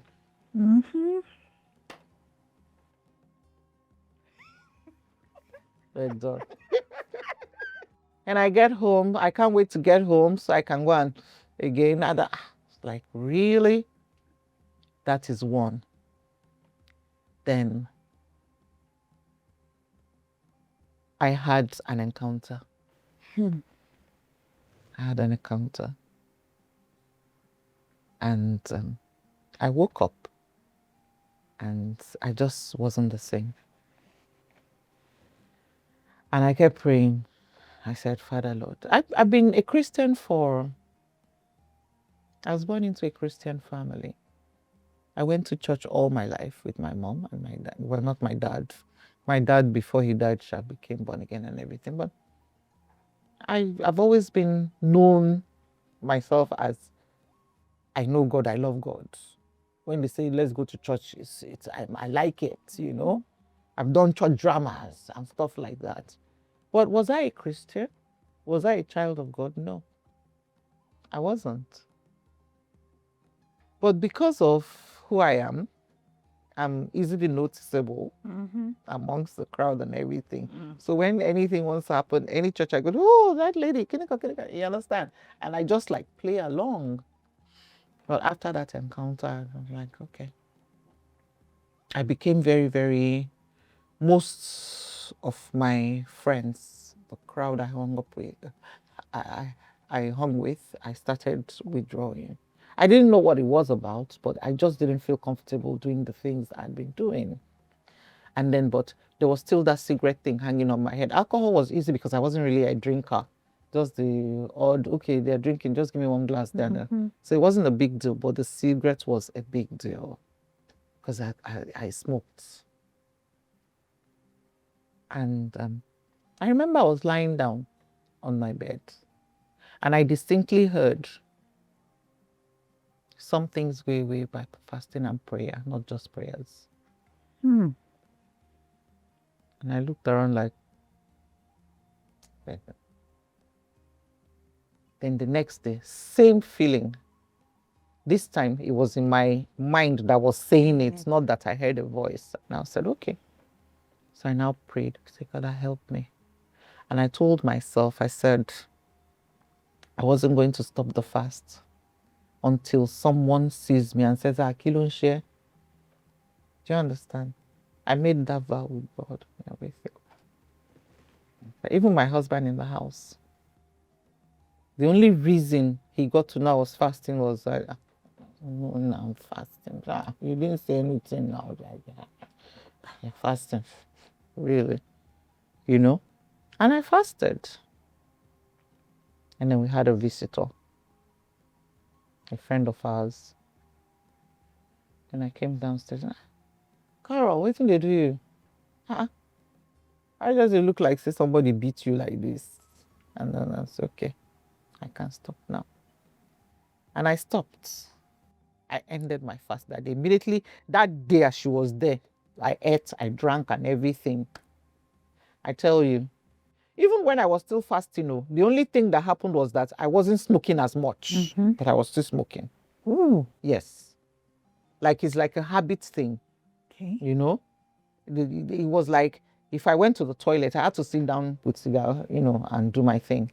When I finish eating now, I had to, it's like, cigar is like the dessert, you understand? But that day, when our friend came and said to me, Karen, why you're not looking yourself? And that's what I discussed with God, everything. And then before she left that day, I'd broken my fast and everything and then she left. And then I just realized that I didn't feel like going to smoke cigar to balance the food that I ate or anything like that till date. Wow. How many days did you fast for? It was going to be like the 12th day. The 12th day? Yes. Wow. I was breaking every evening, So when still taking your stuff? When I will break in the evening, maybe before, when I break, I will, like normal, when I finish eating, I'll smoke like 4 or 5 sticks. Now, when I break, I'll be saying, oh, fast, Lord. My goodness.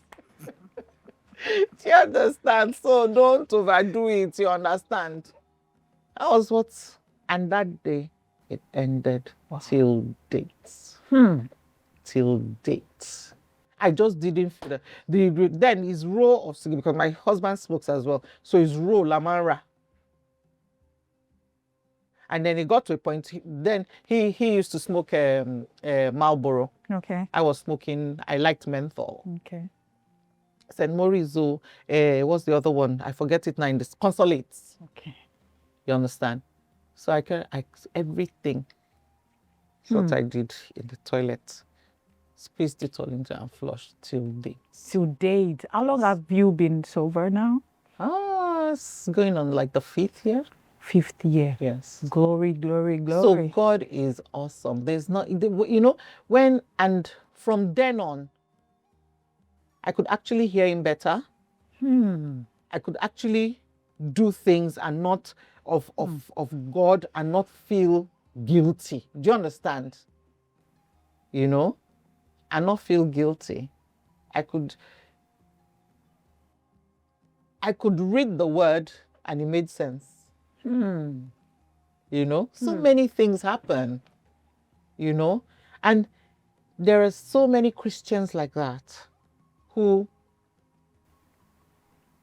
all these little things, they don't feel, because then I remember I used to say to myself, I beg, the Bible says that what comes out of you, that is sin. You understand? There are so many excuses we would give ourselves. But that was the encounter I had. And then having that discussion with God. And it happened like that. And that thing went. I knew, God, okay. And he hears me. So that gave me the confidence. This my God, I go follow and see what they discuss. And he has not disappointed me till date. Wow, that's a fantastic testimony, and you can do it too out there, battling with one addiction or whatever it is out there. Just talk. When I was watching Tonto's fashion testimony, I was crying. Wow. I was crying because I had been on that road, so I know what she's going through. You understand? And they haven't seen anything of that girl. God will use her so much. Glory, hallelujah. Hallelujah. God is here. Mama, now tell me, I want to do self for you as a spiritual person. And a lot of pop culture attitude, beliefs as, come into place. And Christians have had to, sit in the back burner and observe. And when Christians say this isn't right, this isn't what faith is all about, they get to attack Christians and be like, okay, madam, know it all. Are you Jesus baby? Abi? How they say it. Which is why I'm going to ask this question. Sex before marriage or sex during relationship? What do you think God says? Does God frown at the act of sexual interaction during dating before marriage? Or, you see, for me, everything that I do now is Bible based, is word based, you understand? But at the same time, there are tweaks. Okay. Because you see, the generation of the people who lived when the Bible was written is not the same. There has been so much evolution from generation to generation. You can, like we spoke earlier, say you can't apply the same kind of rules that you did with me to the Gen Zs now. And the Gen Zs are going to have their own children, you understand? So you can't. But I will say that naturally, before even bringing the Bible into it, if you don't pay for a cow, you understand, that is giving you milk free. You get what I mean? As in, if you're giving sex free to a guy, it doesn't make you more valuable to him. You lose value. You lose value. It's just simple, natural way of looking at things. Let's say, I'm not even going to go to Bible yet too. Okay. Because you see, men naturally are hunters. That is the way their default setting. That one here. You like to, baby. So if you make yourself too available, one down. And 100 more to go. Do you get one down? They're already looking for the next. Yay! Do you get what I mean? And what is the one down for them? Is that sex? Exactly. That's what they're looking for. So you need to be in a place where the man is wanting your mind than your sex. I will tell you that a fully clothed girl is more attractive to a man than the one that is wearing mini. Because all he's thinking of, all his imagination is what is under that clothes. I want to see what is. So when you're living little, everything, cocoa jar, you already don't know, say, okay, now like this, I will take do the thing. Okay, but this one, he doesn't even know where to start from first. So by the first time, like when you're married, and then the first time he starts to unveil it, it is, like I say, it's just human gumption. This one is not a matter of rocket science. Do you get what I mean? Yeah. So the Bible isn't wrong when it says it's not, do you understand? It likens it to giving precious jewels to swine. That's just what it is. Like if I had this knowledge from time past, I would rather keep myself. I know that for my first marriage, I was a virgin. You understand? But for my first marriage, I had a child already and everything. And of course, I had relationship before I met my present husband. You get? And that is what I try to tell my daughter. I'm like, look, don't give it up. Chastity is the Yes, thing. if that is all he's after, then he's of no use to you. Let him get out. Let him go to hell. With raging hormones and men out there nowadays. You get? But now they've made it so. I think they've even desensitized the men. Why do I say that? There's so much going on online. Everybody, you want to sell wine now, you go come. Shaking. You understand? You want to sell relaxer, you come. You will shake. What is it?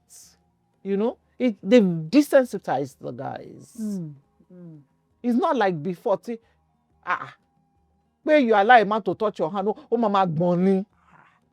When I was growing up, you can't look a guy that is chasing you in the eye now because you're shy. True. Not now that you gotta. What is it bringing to the table? The brazenness is too much. It's not. We're doing ourselves as in the womanhood, the female gender. We're doing ourselves a wrong with the way we're looking at things now. I saw something online the other day. A girl came on and said some man of the cloth disappointed her or something. Yeah, that's trending actually. I will kill myself. The man, I sleep with you. I shaking it. And then released chats and all that, receipts online. I'm like, what? Where is your pride in all of this? Because you think you're doing the man. You're hurting him you're not hurting him in any way.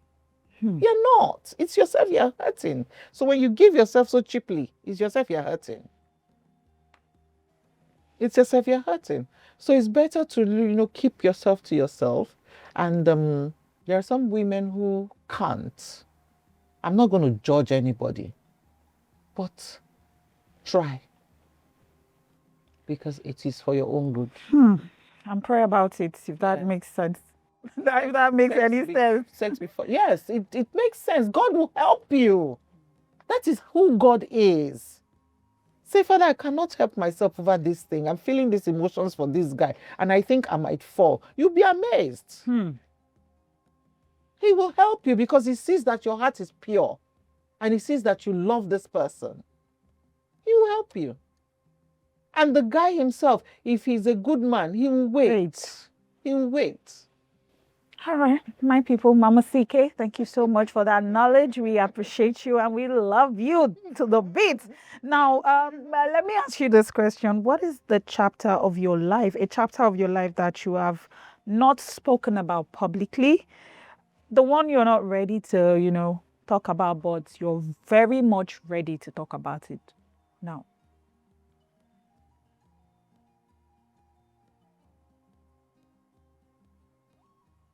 I really don't think there's any. Now, let me help you out a little bit. Okay. You said you were going to read for me a little chapter in that book. Yes. Yes, we talked about it. If you can, Mama is going to share a chapter of our book. Yes. That's how I was saying there really isn't anything because I put it on my book. You understand? Yes. And then when I remember my friend who did the preview at my book launch, she took the book and went and read it and she called me. She was like, CK, no. You're going to release this thing. No. No. Why did you? Drono. Money, it's already published. All the copies have been made. There's no going back. And I told her, I said, look, whatever I am not ready, there's still going to be a part 2, a part 3. Whatever I do not want anybody to know, you won't write that I'm not ready for the world to share, for me to share with the world, I wouldn't put it in my book. You understand? Because it's not only about me, it's about so many other people as well that make up who I am today. True. You understand? So there really isn't anything. And like I said, as you grow older, there is that need to control your own narrative. That's true. Not for any other person to tell your story. Talomola. Now. That's true. God forbid it. If I drop dead tomorrow, somebody else is going to control my narrative. You know that. So tell your story by yourself. Yes. And be loud. And she said to me, people will start writing their memoirs when they're like 70. That means they know when they're going to die. And me, I feel like I want to write it now. So that's just it, And there's nothing that I've been through that I don't feel comfortable enough to talk about. I even talked about my husband's cheating, how it affected our marriage. You understand? It's not anything.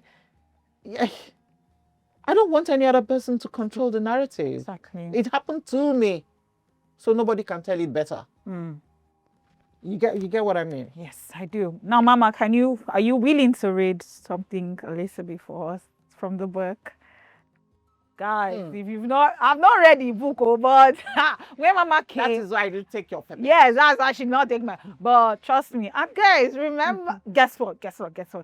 Well, we are going to be giving out free copies of the book on the Steam Mama CK. So she's going to read something for us, a little something, and what she's going to be reading is going to hit a whole lot of people. Bam. So please, I don't want you guys to go anywhere. Just stick with us as she reads and then tells her story from here. So this section I tagged as the hand of God because it happened in the year when Maradona, I'm sure the young men will know, well, they might not know, they might be too young to know. It was the year that Maradona scored there was a debate that he scored the goal with his hand. Yes, so that was the year this thing happened. So I tagged it the hand of God. What is it? I mumbled in shock as I was slapped awake by Ike. You haven't seen me and you went to sleep? You're a bastard. He complained as he kept hitting me. I resented him so much now that I could barely stand the sight of him, not to talk of him touching me. But I had to come back from school because of my son. This was after I had caught him with Patricia. In 1986, the year Maradona scored a goal with his hand, Ike had left the house to go watch the match 4 buildings away at the Abisoguns. I came back tired, so I slept off. He came back and beat me awake from my sleep. I am sorry, Ike, I was tired and dropped off. I pleaded with him, trying to dodge his punches. Tired doing what? Abi, you have started sleeping around. Will you go and get me something to eat? And he continued hitting me. I ran into the kitchen, picked a wooden pestle, ran out towards him and hit his shoulder with it. He screamed so much his mother woke up. At that point, I was ready for the worst, even death. I had had enough. He pulled me against his body and locked my arms. He could not hit me, and neither could I hit him. I tried to get out of his grip, while he tried his darndest to hold me down so we both couldn't move. It was his shouting that made his mother come out. If it was just my voice, she would have pretended to be asleep. Hey, Ike, Bikonu, Ozgo, it's okay, oh, she kept on screaming. Ike released me from his grip and ran to stand behind his mother. I have never felt that level of anger. I couldn't breathe. It felt like my heart was going to jump out of my body. I was ready for death that day. I saw fear and worry in Ike's eyes for the first time ever. One day, his mother decided to settle our quarrels, which were now more incessant. I had become root and branch to his tantrums, so our fights were unavoidable. Ike told his side of the story, but when I wanted to talk, "You must stand up or kneel down to talk to my mother," he said to me. "Why should I? I didn't see you kneeling or standing when you were talking to her," I stated. I know I have my own share of stubbornness. It has brought me this far and it's not going anywhere. I was also now buoyed by the fact that I could stand up for myself and fight back if need be. Ike, as he was wont to do, resorted to violence, kicking me, insisting that I stand up. I held onto the chair when he tried to pull me up. "Ike, Genti, hey, stop it, oh Carol, you two stand up now," Ike's mom said. Ike kept on kicking me. When I couldn't take the pain anymore, I jumped off the chair, ran into our bedroom and shut the door. There was a glass louver window beside the door. Ike dove through the windows to get to me. I in turn opened the door and ran out. I kept on running and didn't stop until I got to my Auntie Teresa's house, because I knew that if Ike laid his hand on me that day, he would kill me. He wasn't going to live with my defiance. I later came back to the house with Auntie Teresa to pack my belongings, but I couldn't take my son with me. "You will only take your son from me if you can kill me," Ike's mom said. "This one palm kernel where they roast for fire, I won't see the person who go comot am for fire," she emphasized. "No worry, now you born am. He must look for you. Let's go," my aunt said, and we left. Ikem, that's my son's name, was 2 years plus when I left. Ike married Patricia, and she gave him 3 girls, but she had more than 100 doses of what he did to me. I heard Ike brought several women home and slept with them, and there was nothing she could do about it. Years later, this same Patricia ran into me at Igboshire Court one day. I had walked past and did not recognize her. She was the one who tapped me. "Hi, Carol." I looked at her confused, trying to remember who she was. "Hi," I said, pretending not to remember her name. "I hope you're still not upset with me. I'm sorry for everything that happened. Anyway, I am no longer with Ike. Please let bygones be bygones. After all, our children are siblings," she rambled on. "Oh, good for you. No hard feelings. Excuse me, I need to catch up on an appointment," I said, and I walked away. I was beyond irritated that she had the guts to tap me and make it seem like the matter was not as deep as I seemed to have taken it, trying to form an association of women who have been with Ike. If bitterness was a square, what I felt about Ike was a more elaborate piece of geometry, one that totally consumed me. I'm naturally a very forgiving person, but I was so bitter against Ike because I had only my son Ikem, and he would not let me see him. By now, I was thriving in school and I was trading. I would go to the north where my parents still lived and buy arts and crafts, bags, slippers, leatherworks to sell in Lagos, and I was making money. I was as industrious as an ant.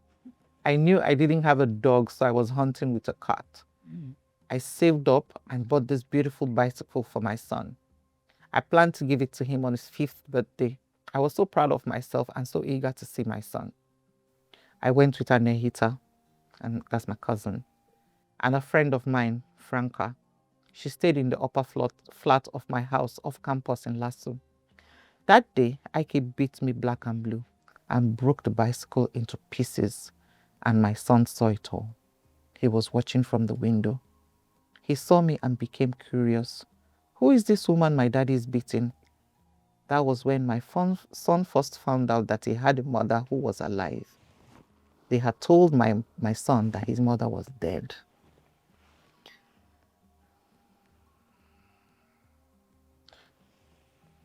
When Ike was done beating me, he locked the gate and went inside.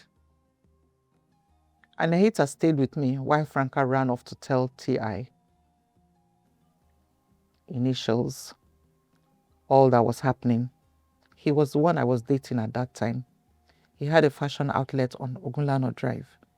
He came, took me to the police station at Bode Thomas. The police said it was a domestic affair, so they could not do anything about it, except to settle it at home. We all know how money can have a magical effect in our society. It's like a goat who sees all people as equal except those who have treats. T.I. spent some money and 2 policemen who were dispatched to go bring Ike to the police station, only for them to warn him that he should never lay a hand on me again. If T.I. hadn't been there, I would have had no voice. They battered Ike up a bit, but that was on him. When he got to the police station, he started acting stubbornly, so they beat him to show who was in charge. Who do you people think you're dealing with? I'm a lawyer. You can't. Ike went on ranting. But they humbled him. The actions of the policemen had nothing to do with the wrong that Ike had done against me. I had to beg T.I. to tell the police to stop beating him because that was not what I wanted. I just want him to let me see my son. That's all I want, please, I pleaded. I did not see my son that day, but thankfully, he saw me. If I bring a man to you that I want to get married, just know that I have been manipulated in some diabolical way. Juju, I don't ever want to be married again, I told my dad. Oh my goodness. Thank you so much, Mama. And just for clarity's sake, everything you read just now happened to you. Your real life experience. Yeah. Oh my goodness. Please, guys, if you've not read this book, please, it's called The Moving Star. It's called The Moving Star. Mama, where can they get this?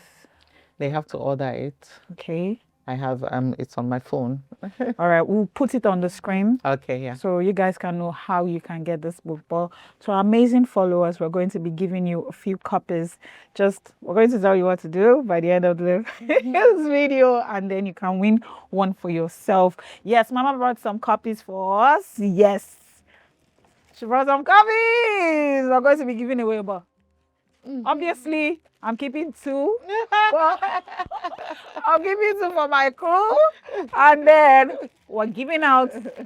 We're giving out 4 to our lucky viewers at home. Thank you, guys.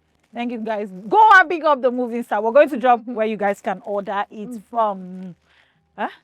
Yes, Mama is going to be signing the book. I already signed. You already signed? Already autographed.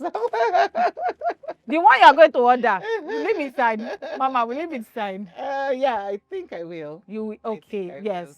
But this one, special. Mama touched this one. Mama touched it. Whoever is going to get this will receive Mama's grace.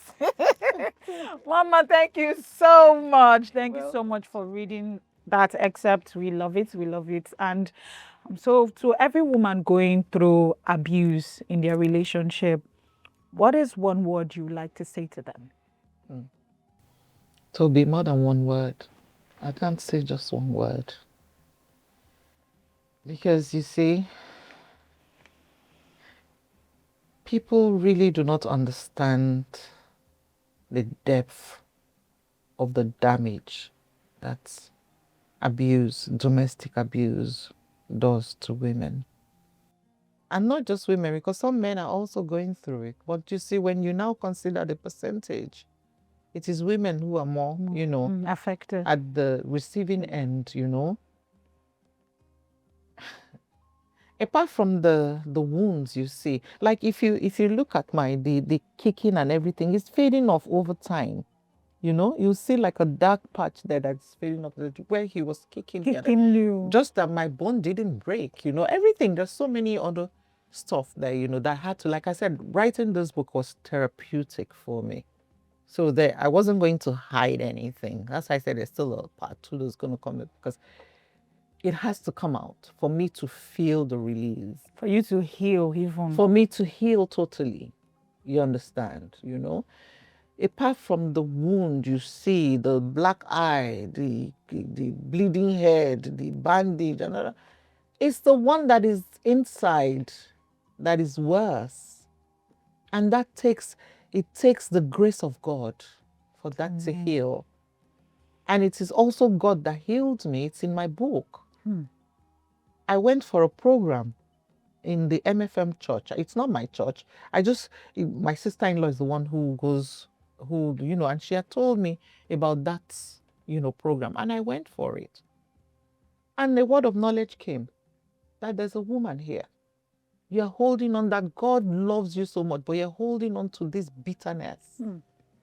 You have to let it go. And, you know, the Spirit of God took over. I was laid out and I cried. I cried. They took me into a private place, counseled me. I was able to open up a bit. I couldn't even open up totally because these are strangers. I don't know you people. Sure. But that cry, God kept me crying until I couldn't cry anymore. I'd be in the bathroom, I'd just start crying. I'll be eating, I'll just start crying. I didn't know that was God's way of healing me from the inside out, you know. It was that bad. So for any woman, back to your question, for any woman or any man going through domestic abuse, the first step is move. You have to give yourself and your abuser distance.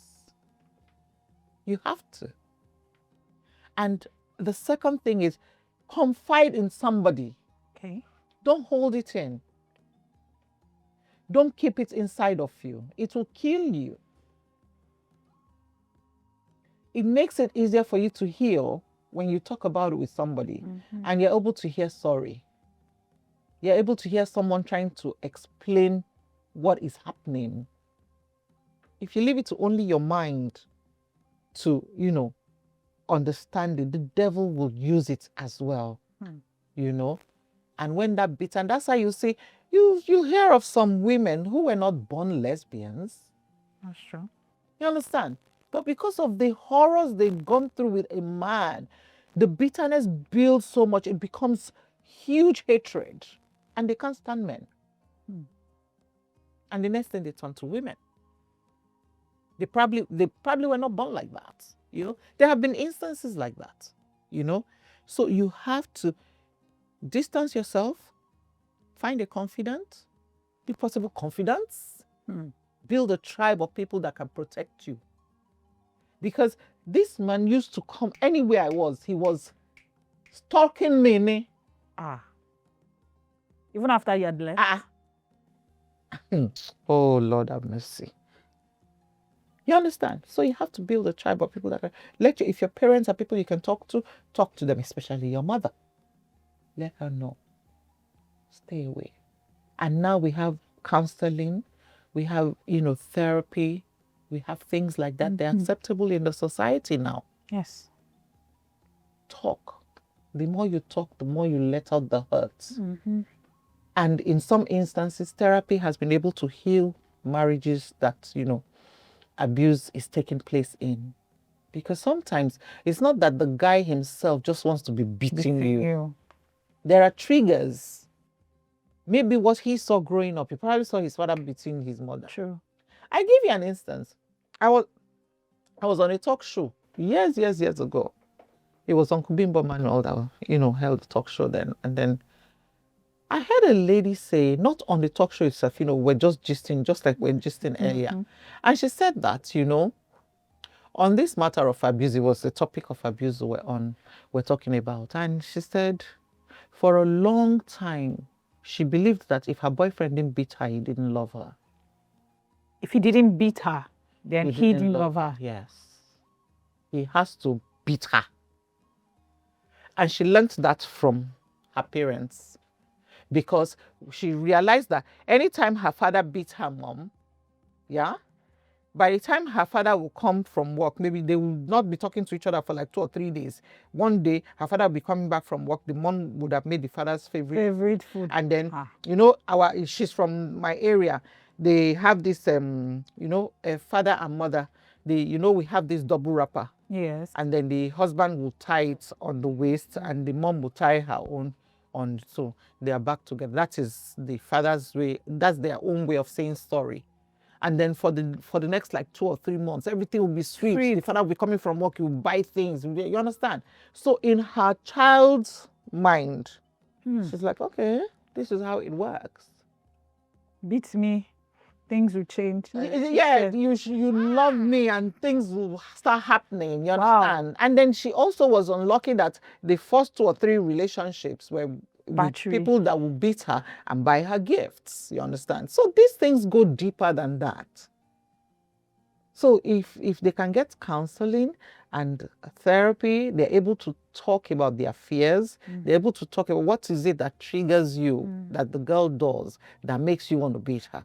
And you too, what is it that, you know, is making you stay with somebody that want to kill you? You know? So they go deeper. So I'm just thankful to God that I had the presence of mind not to want to take it. And maybe that's why all those things I said happened to me when I was younger with Johnny. Exactly. And then, hey, maybe that's what God was building up to pay. When the real one comes, you will not take it. You will stand up and fight. Yes, you stand up for yourself and say, no, this is not what I was created to be. Like I tell my children, my sons cannot be rude to my daughter. You cannot. That's how I brought my children up. My son will never lift a hand to touch another woman's child. Because it all starts from the foundation. Yes. Because I say, look, it's the same 9 months that you spent in this belly. You understand? That girl that you're going to bring to me as a wife spent in her mother's belly. True. So what qualifies you to come and be beating? You understand? But things are changing now. Because when I was growing up, there's that thing of, you know, and it's still going on, but it's not as bad. They say they put the male child as... yes. You understand? Of course. It was it be okunrin. Yes. It be more. It be 6 girls. It be money. You understand? Until he born boy. Boy na boy. So the boy cannot wash plates. You have to stop those things. Thank you.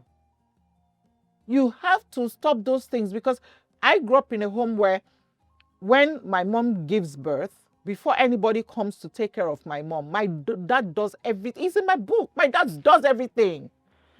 Daddy of blessed memory. Pepper soup with pounded yam. My papa will pound yam for my mama. You understand? All my brothers, only one left now. God rest the other 2 souls. None of them that don't know how to cook. You must know how to. You must know, because if anything happens, how will you help yourself? God forbid it. And what be Rwanda, when they went into war and everything, she be camp no. When they're in the camp, they will give them a dirika of rice, dry rice. Don't know how to cook now. Because you are a male child. You know, these are things, if we think deeper, we'd know that these things, they're not, it doesn't make you any lesser as a man, and it doesn't make you any lesser as a woman. You understand? We all have our God-given roles, but there are some that overlap. Like this cooking thing. I don't know where they Bible where they say that only woman cook. You know? Okay. And they also come and find someone and say, how do you know how to boil water? Oh, I don't know. I'm just gonna suss things out. Please, for real. Let's pray that we never go through situations where that skill you have to learn it the hard way. You will need it. If people when I carry Durika, they don't boil and they chop since you go sit down, they look your dry Durika rice because you don't know what to do with it. Okay, Mama, now can you tell us how you found love again? How you found love again? It's a long story. Oh. Yes, please. I want to know because you love your husband. How hours is this your show? Talk. Guys, are you not blown away? I want to know how you found I'm love. not like Louis on your show, I swear. It will be like, so this one got top. Oh my goodness. Just lastly, that's my last question, right? Okay, versus after this one, just our last segment versus just I actually met my husband in my friend's house. okay. No. Not in her house. It started off with, like I said, those days, I was wild to, in my own way. So it was like almost every Sunday was shrine. We used to go to shrine to go watch fella and everything. So when shrine and my friend, who is a friend of his as well, Patricia Kumboa, she now came and met me and said, wait, that guy wants to meet me. Oh. And me, I looked. And that time, my husband was very slim. So I beg. Is it that on that fed looking Arab boy? I beg. So he doesn't have leg to come here. Clear, So we did, and that day I didn't meet him. Our eyes locked from a distance, and that was it. And I left. And then the next thing, I heard that there was a rumor going on that he took me home. So I'm like, really? So my friend, whose house I was in, that I said, the second meeting, I went to spend the weekend with my friend. And I said, come on. Then my friend now said that they wanted to go and fetch water from his house. So when she mentioned his name, I'm like, I'm not going anywhere. I said, that guy is a bloody liar. I said, he tried to get an introduction with me. I said, he should carry his own leg and come and meet me. He didn't come. And the next thing, he went about telling people that he carried me home. How? And then my friend was like, no. We've known this guy forever. We're childhood friends. He doesn't talk like that. And that's true. That's my husband. He's not that kind of person. But no, he couldn't have said anything like that. Who said it? And they told me the name of the person who told the person who told me. So I mentioned the person's name. She was like, okay, you know what? Please, just let us go. And then we'll bring it up in his presence. I said, okay, no wahala. So the dress I was wearing that day was a checkered dress. I still remember. Of course, you remember the day you fell in love. It was loose. It had gathers at the bottom like that. It was just loose. And so she was like, go and change now. I said, change. Please, do you want me to come or not? Okay, let's go. So we went to his house. And when he saw me, he was now talking to my friend. So you know her? Said yes. She's a proud one. No? That she's a proud one. No? So I said, don't talk about me like I'm not here. This and that. I said, and by the way, I heard you said you took me to your house. This your house that I've never been, that you brought me to. So he looked at my friend like, really? What? And we went into the house. And then he got so excited. So he was like, he didn't say anything like that. So we mentioned him. He said, no. That this person that we're even mentioning, he knows the name, but doesn't know who the person is. But no, nothing like that. Anyway, blah, blah, blah, blah. He now rushed. Then there was another friend of ours that was with us that day. I'm not naming names. Okay. It's in my book, though. There was another friend that was with us. He was now like, what do I want? This and that. Do I like this sewu? I said yes. He ordered this sewu and everything. He went and brought wine out and everything, blah, blah, blah, blah, blah. So that's our friend, who is a guy, was now teasing him, call out girl. Our Tamawali, that's a joy. You know they give us Yeah. You know, they give us anything, no. Oh, I shake currency and everything. Oh, that was how it started. You know, we just like played around, you know, just gisted everything. And then they used sense to leave both of us alone so we could talk. Yes. And we just talked. So it was like, he really wants to know, why didn't I come that day? I said, why in where you are from is women that go and meet men or men that come and meet women? He said no, that he doesn't like when girls are seated, then he comes. So he was, and that we're supposed to meet midway. That if I'd come with my friend part, that as we're coming, he would have also moved and So we just gisted, and we left. We fetched the water we came to fetch, and we left. And then I think like a week or so later, I traveled. Then, I want to mention that name. My friend said, Kola has not let her rest too. And that he believes that she knows where I am and didn't want to tell him. Was bugging her, where is Carol? Where is Carol? Where is Carol? I now came, when I got back, we now saw. That was how our story started. He now chased me properly. My mommy now said yes. Wow, what a beautiful story. That's something years down the line. That's something. Children. Wow. Yes. Wow. That's a beautiful story. Mama, now your firstborn, you guys are back together. Oh yes. Right from when he was in secondary school, I found out the secondary school he goes to. Okay. I went there. Then when the father found out, he made sure he made him day student and everything, you know. But from there, you know, our relationship started growing. Even yesterday, he came over to the house to see me. Aww. How about the daddy, your former husband? Are you guys still? He's dead now. He's late now. Wow. He's late now. God rest his soul. Amen. Okay, Mama, so to the last segment of the show, it's titled Versus. I'm going to give you 4 names, male version and then female version. I'm going to give you 2 names each. So for the male version, Daddy Aki Lewis and Gabriel Afolayan. So you're going to tell us what you know about them, probably how you met, what you like about, whatever you can tell us about them. So Daddy Akin Lewis first. Akin Lewis, that's his. I'm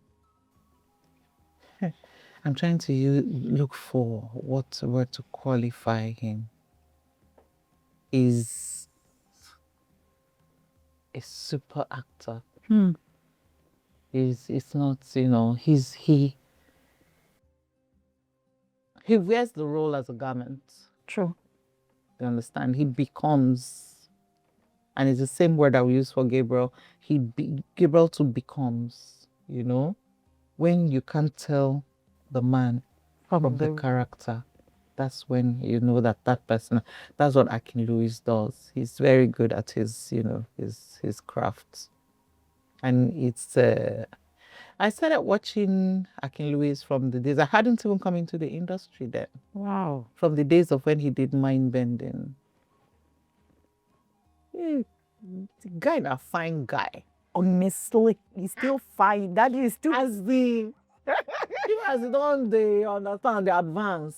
But you can imagine there. younger Akin Lewis, he was. When screen day like that, I know they say any other character. Do you understand? He is good, and he acted his role then like, come on, you know. So when I found myself on the same set with him, you can imagine. Oh my goodness.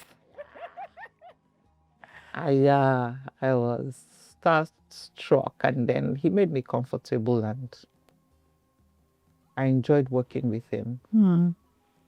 You know, you work with some actors that this is what you brought. But by the time you start working with them, you understand? You just find yourself now advancing. Doing more than what you thought you could do. That is the kind of actor he is. I remember you said something earlier about him on... Please share, Mama, share. That's an experience I won't forget. I forget I'm sure if he listens to this, so if he watches this, he will know the project I'm talking about. This is years ago, but it was one of Tajuddin Adikbetun's projects then. And it was a series as well.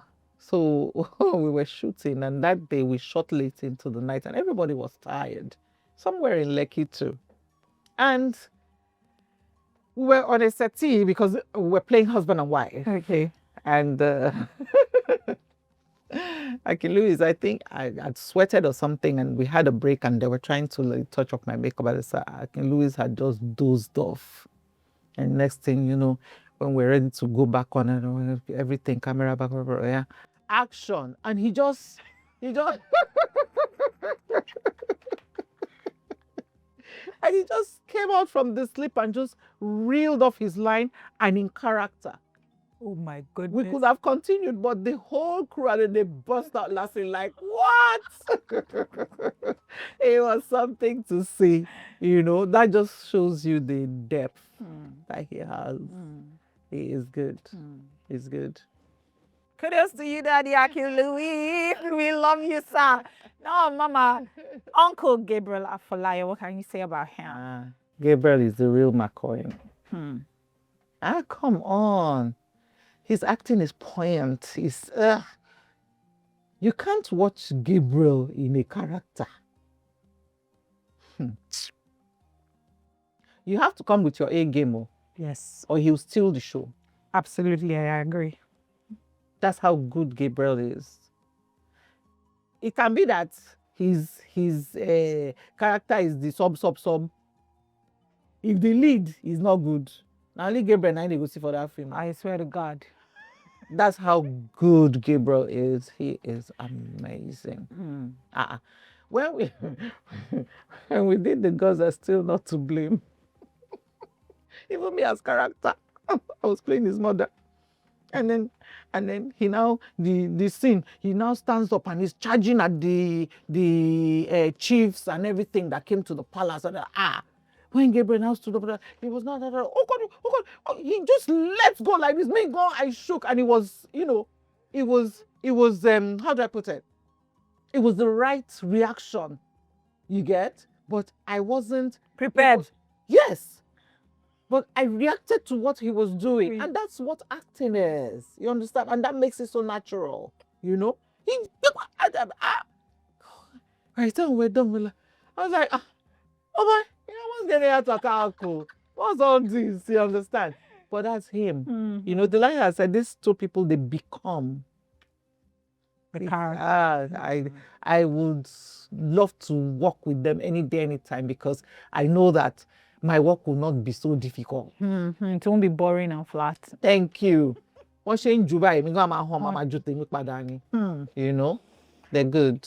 Now, thank you so much for that response. For the female version, Ireti Doyle and our lovable Auntie YK. What can you tell us about these two fantastic women? Auntie Ireti first. Ireti Doyle, she's a colleague she knows her onions. She's been at it for, you know, quite a while. She's good. She delivers, you know.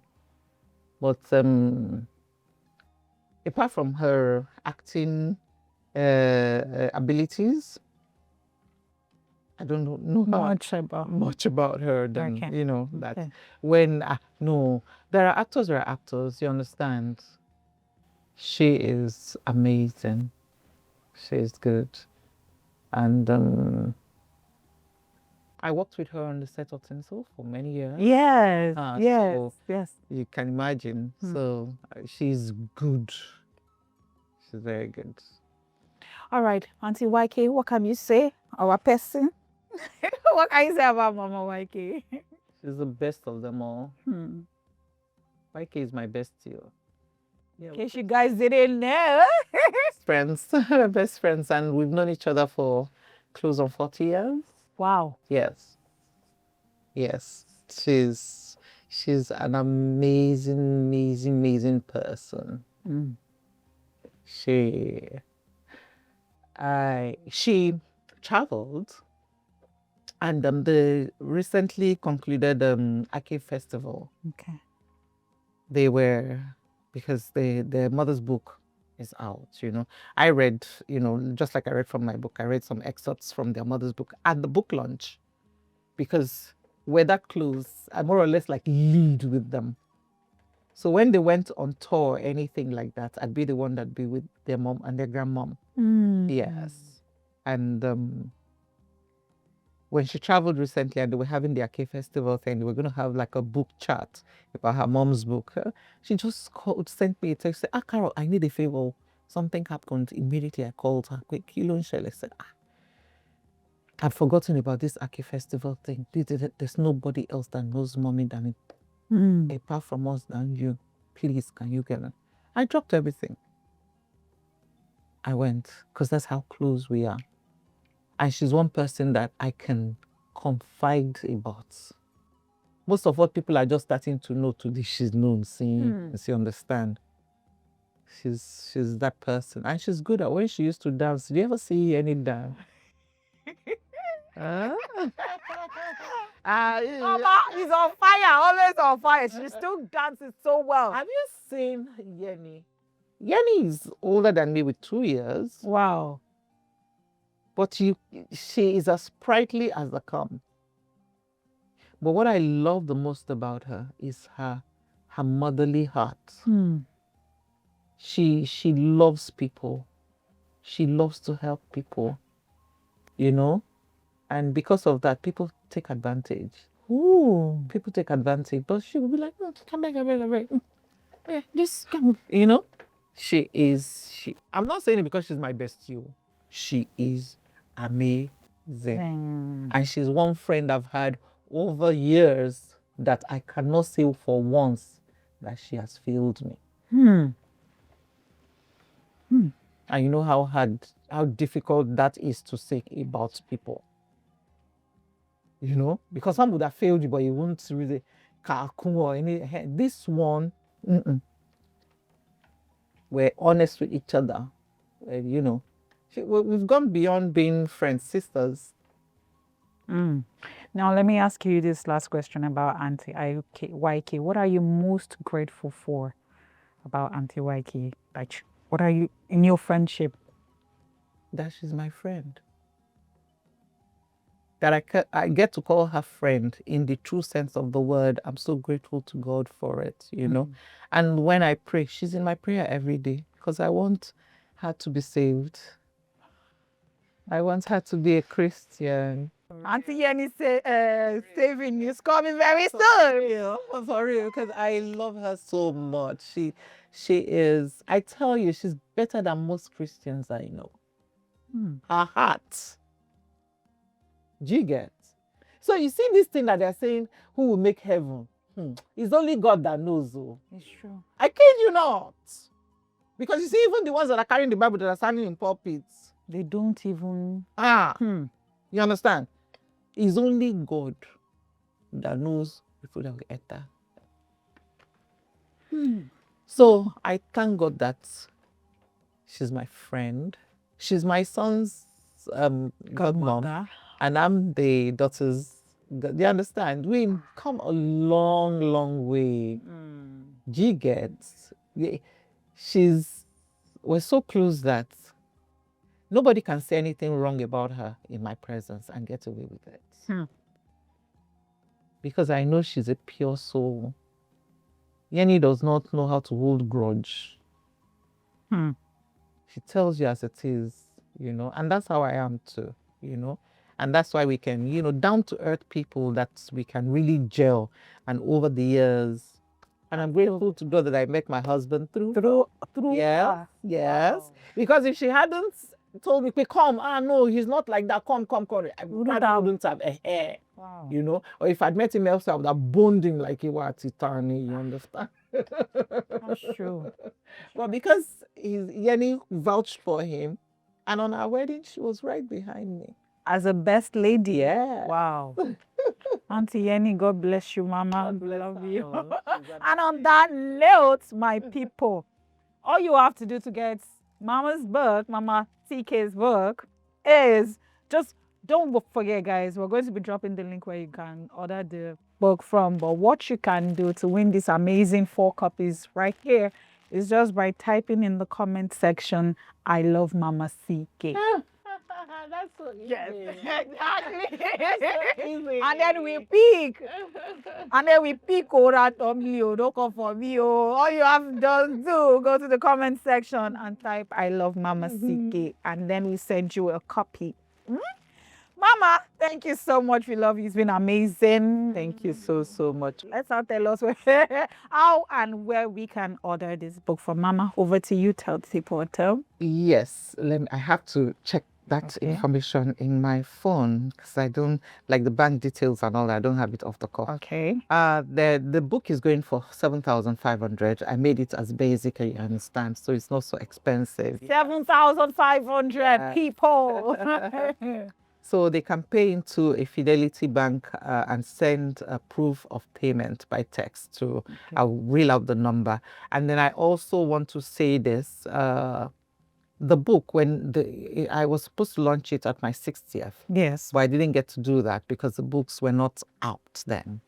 We're still going through the editing and other. So I had to launch it at my 61st birthday. So, and everything that came from the launch was for charity. So I had to set up a bank account that everything goes into. Charity. Yes. So the proceedings from this book goes to charity. Yes, My goes to people, charity. we're doing it for charity. I have the one for the elderly, Project Grey. Wow. Who I reached out to them because I saw them on Instagram. Okay. And then there's the one he calls himself Baptist. He feeds the young people.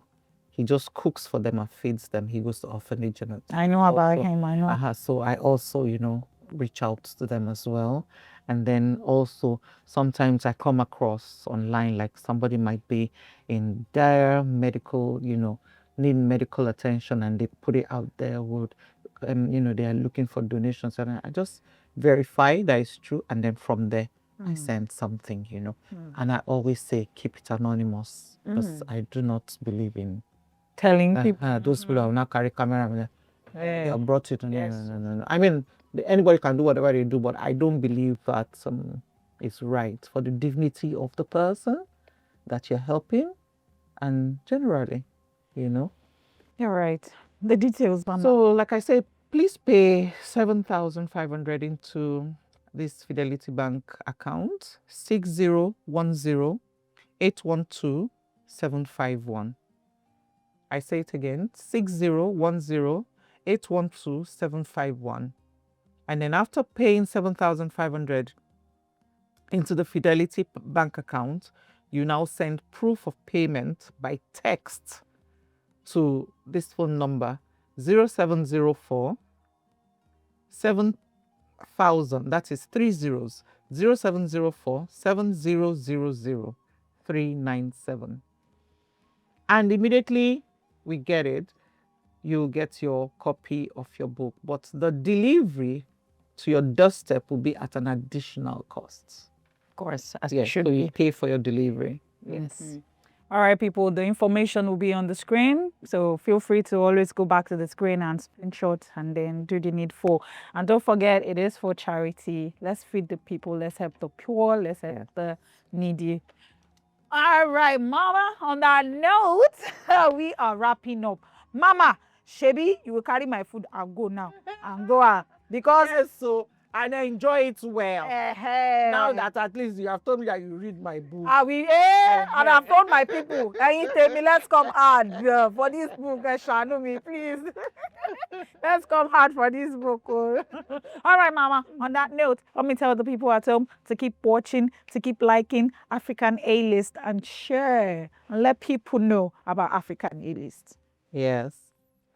Well, this is your calm lady.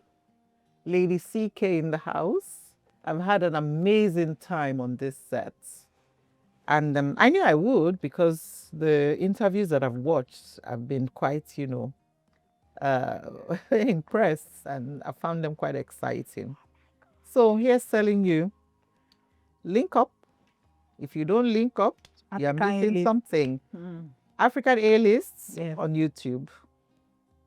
When is it like every week that you Yes, wheel weekly. out We drop episodes? it every Saturdays for people to watch, enjoy, and chill. Or 5 p.m. Saturdays, 5 p.m. Don't miss it, guys. and I have to tell you something. The beautiful thing about the show is that you not only get to know about, the acting part of whoever their guest is. They have this thing, eh? They make you talk about a lot of things. So be watching so that you find out things about your favorites. Oh my goodness. Hey, so love, guys. Oh, now that they make me, they do cha. And I don't see you guys next time. Bye for now. Thank you. Mama, thank you so much. Thank you so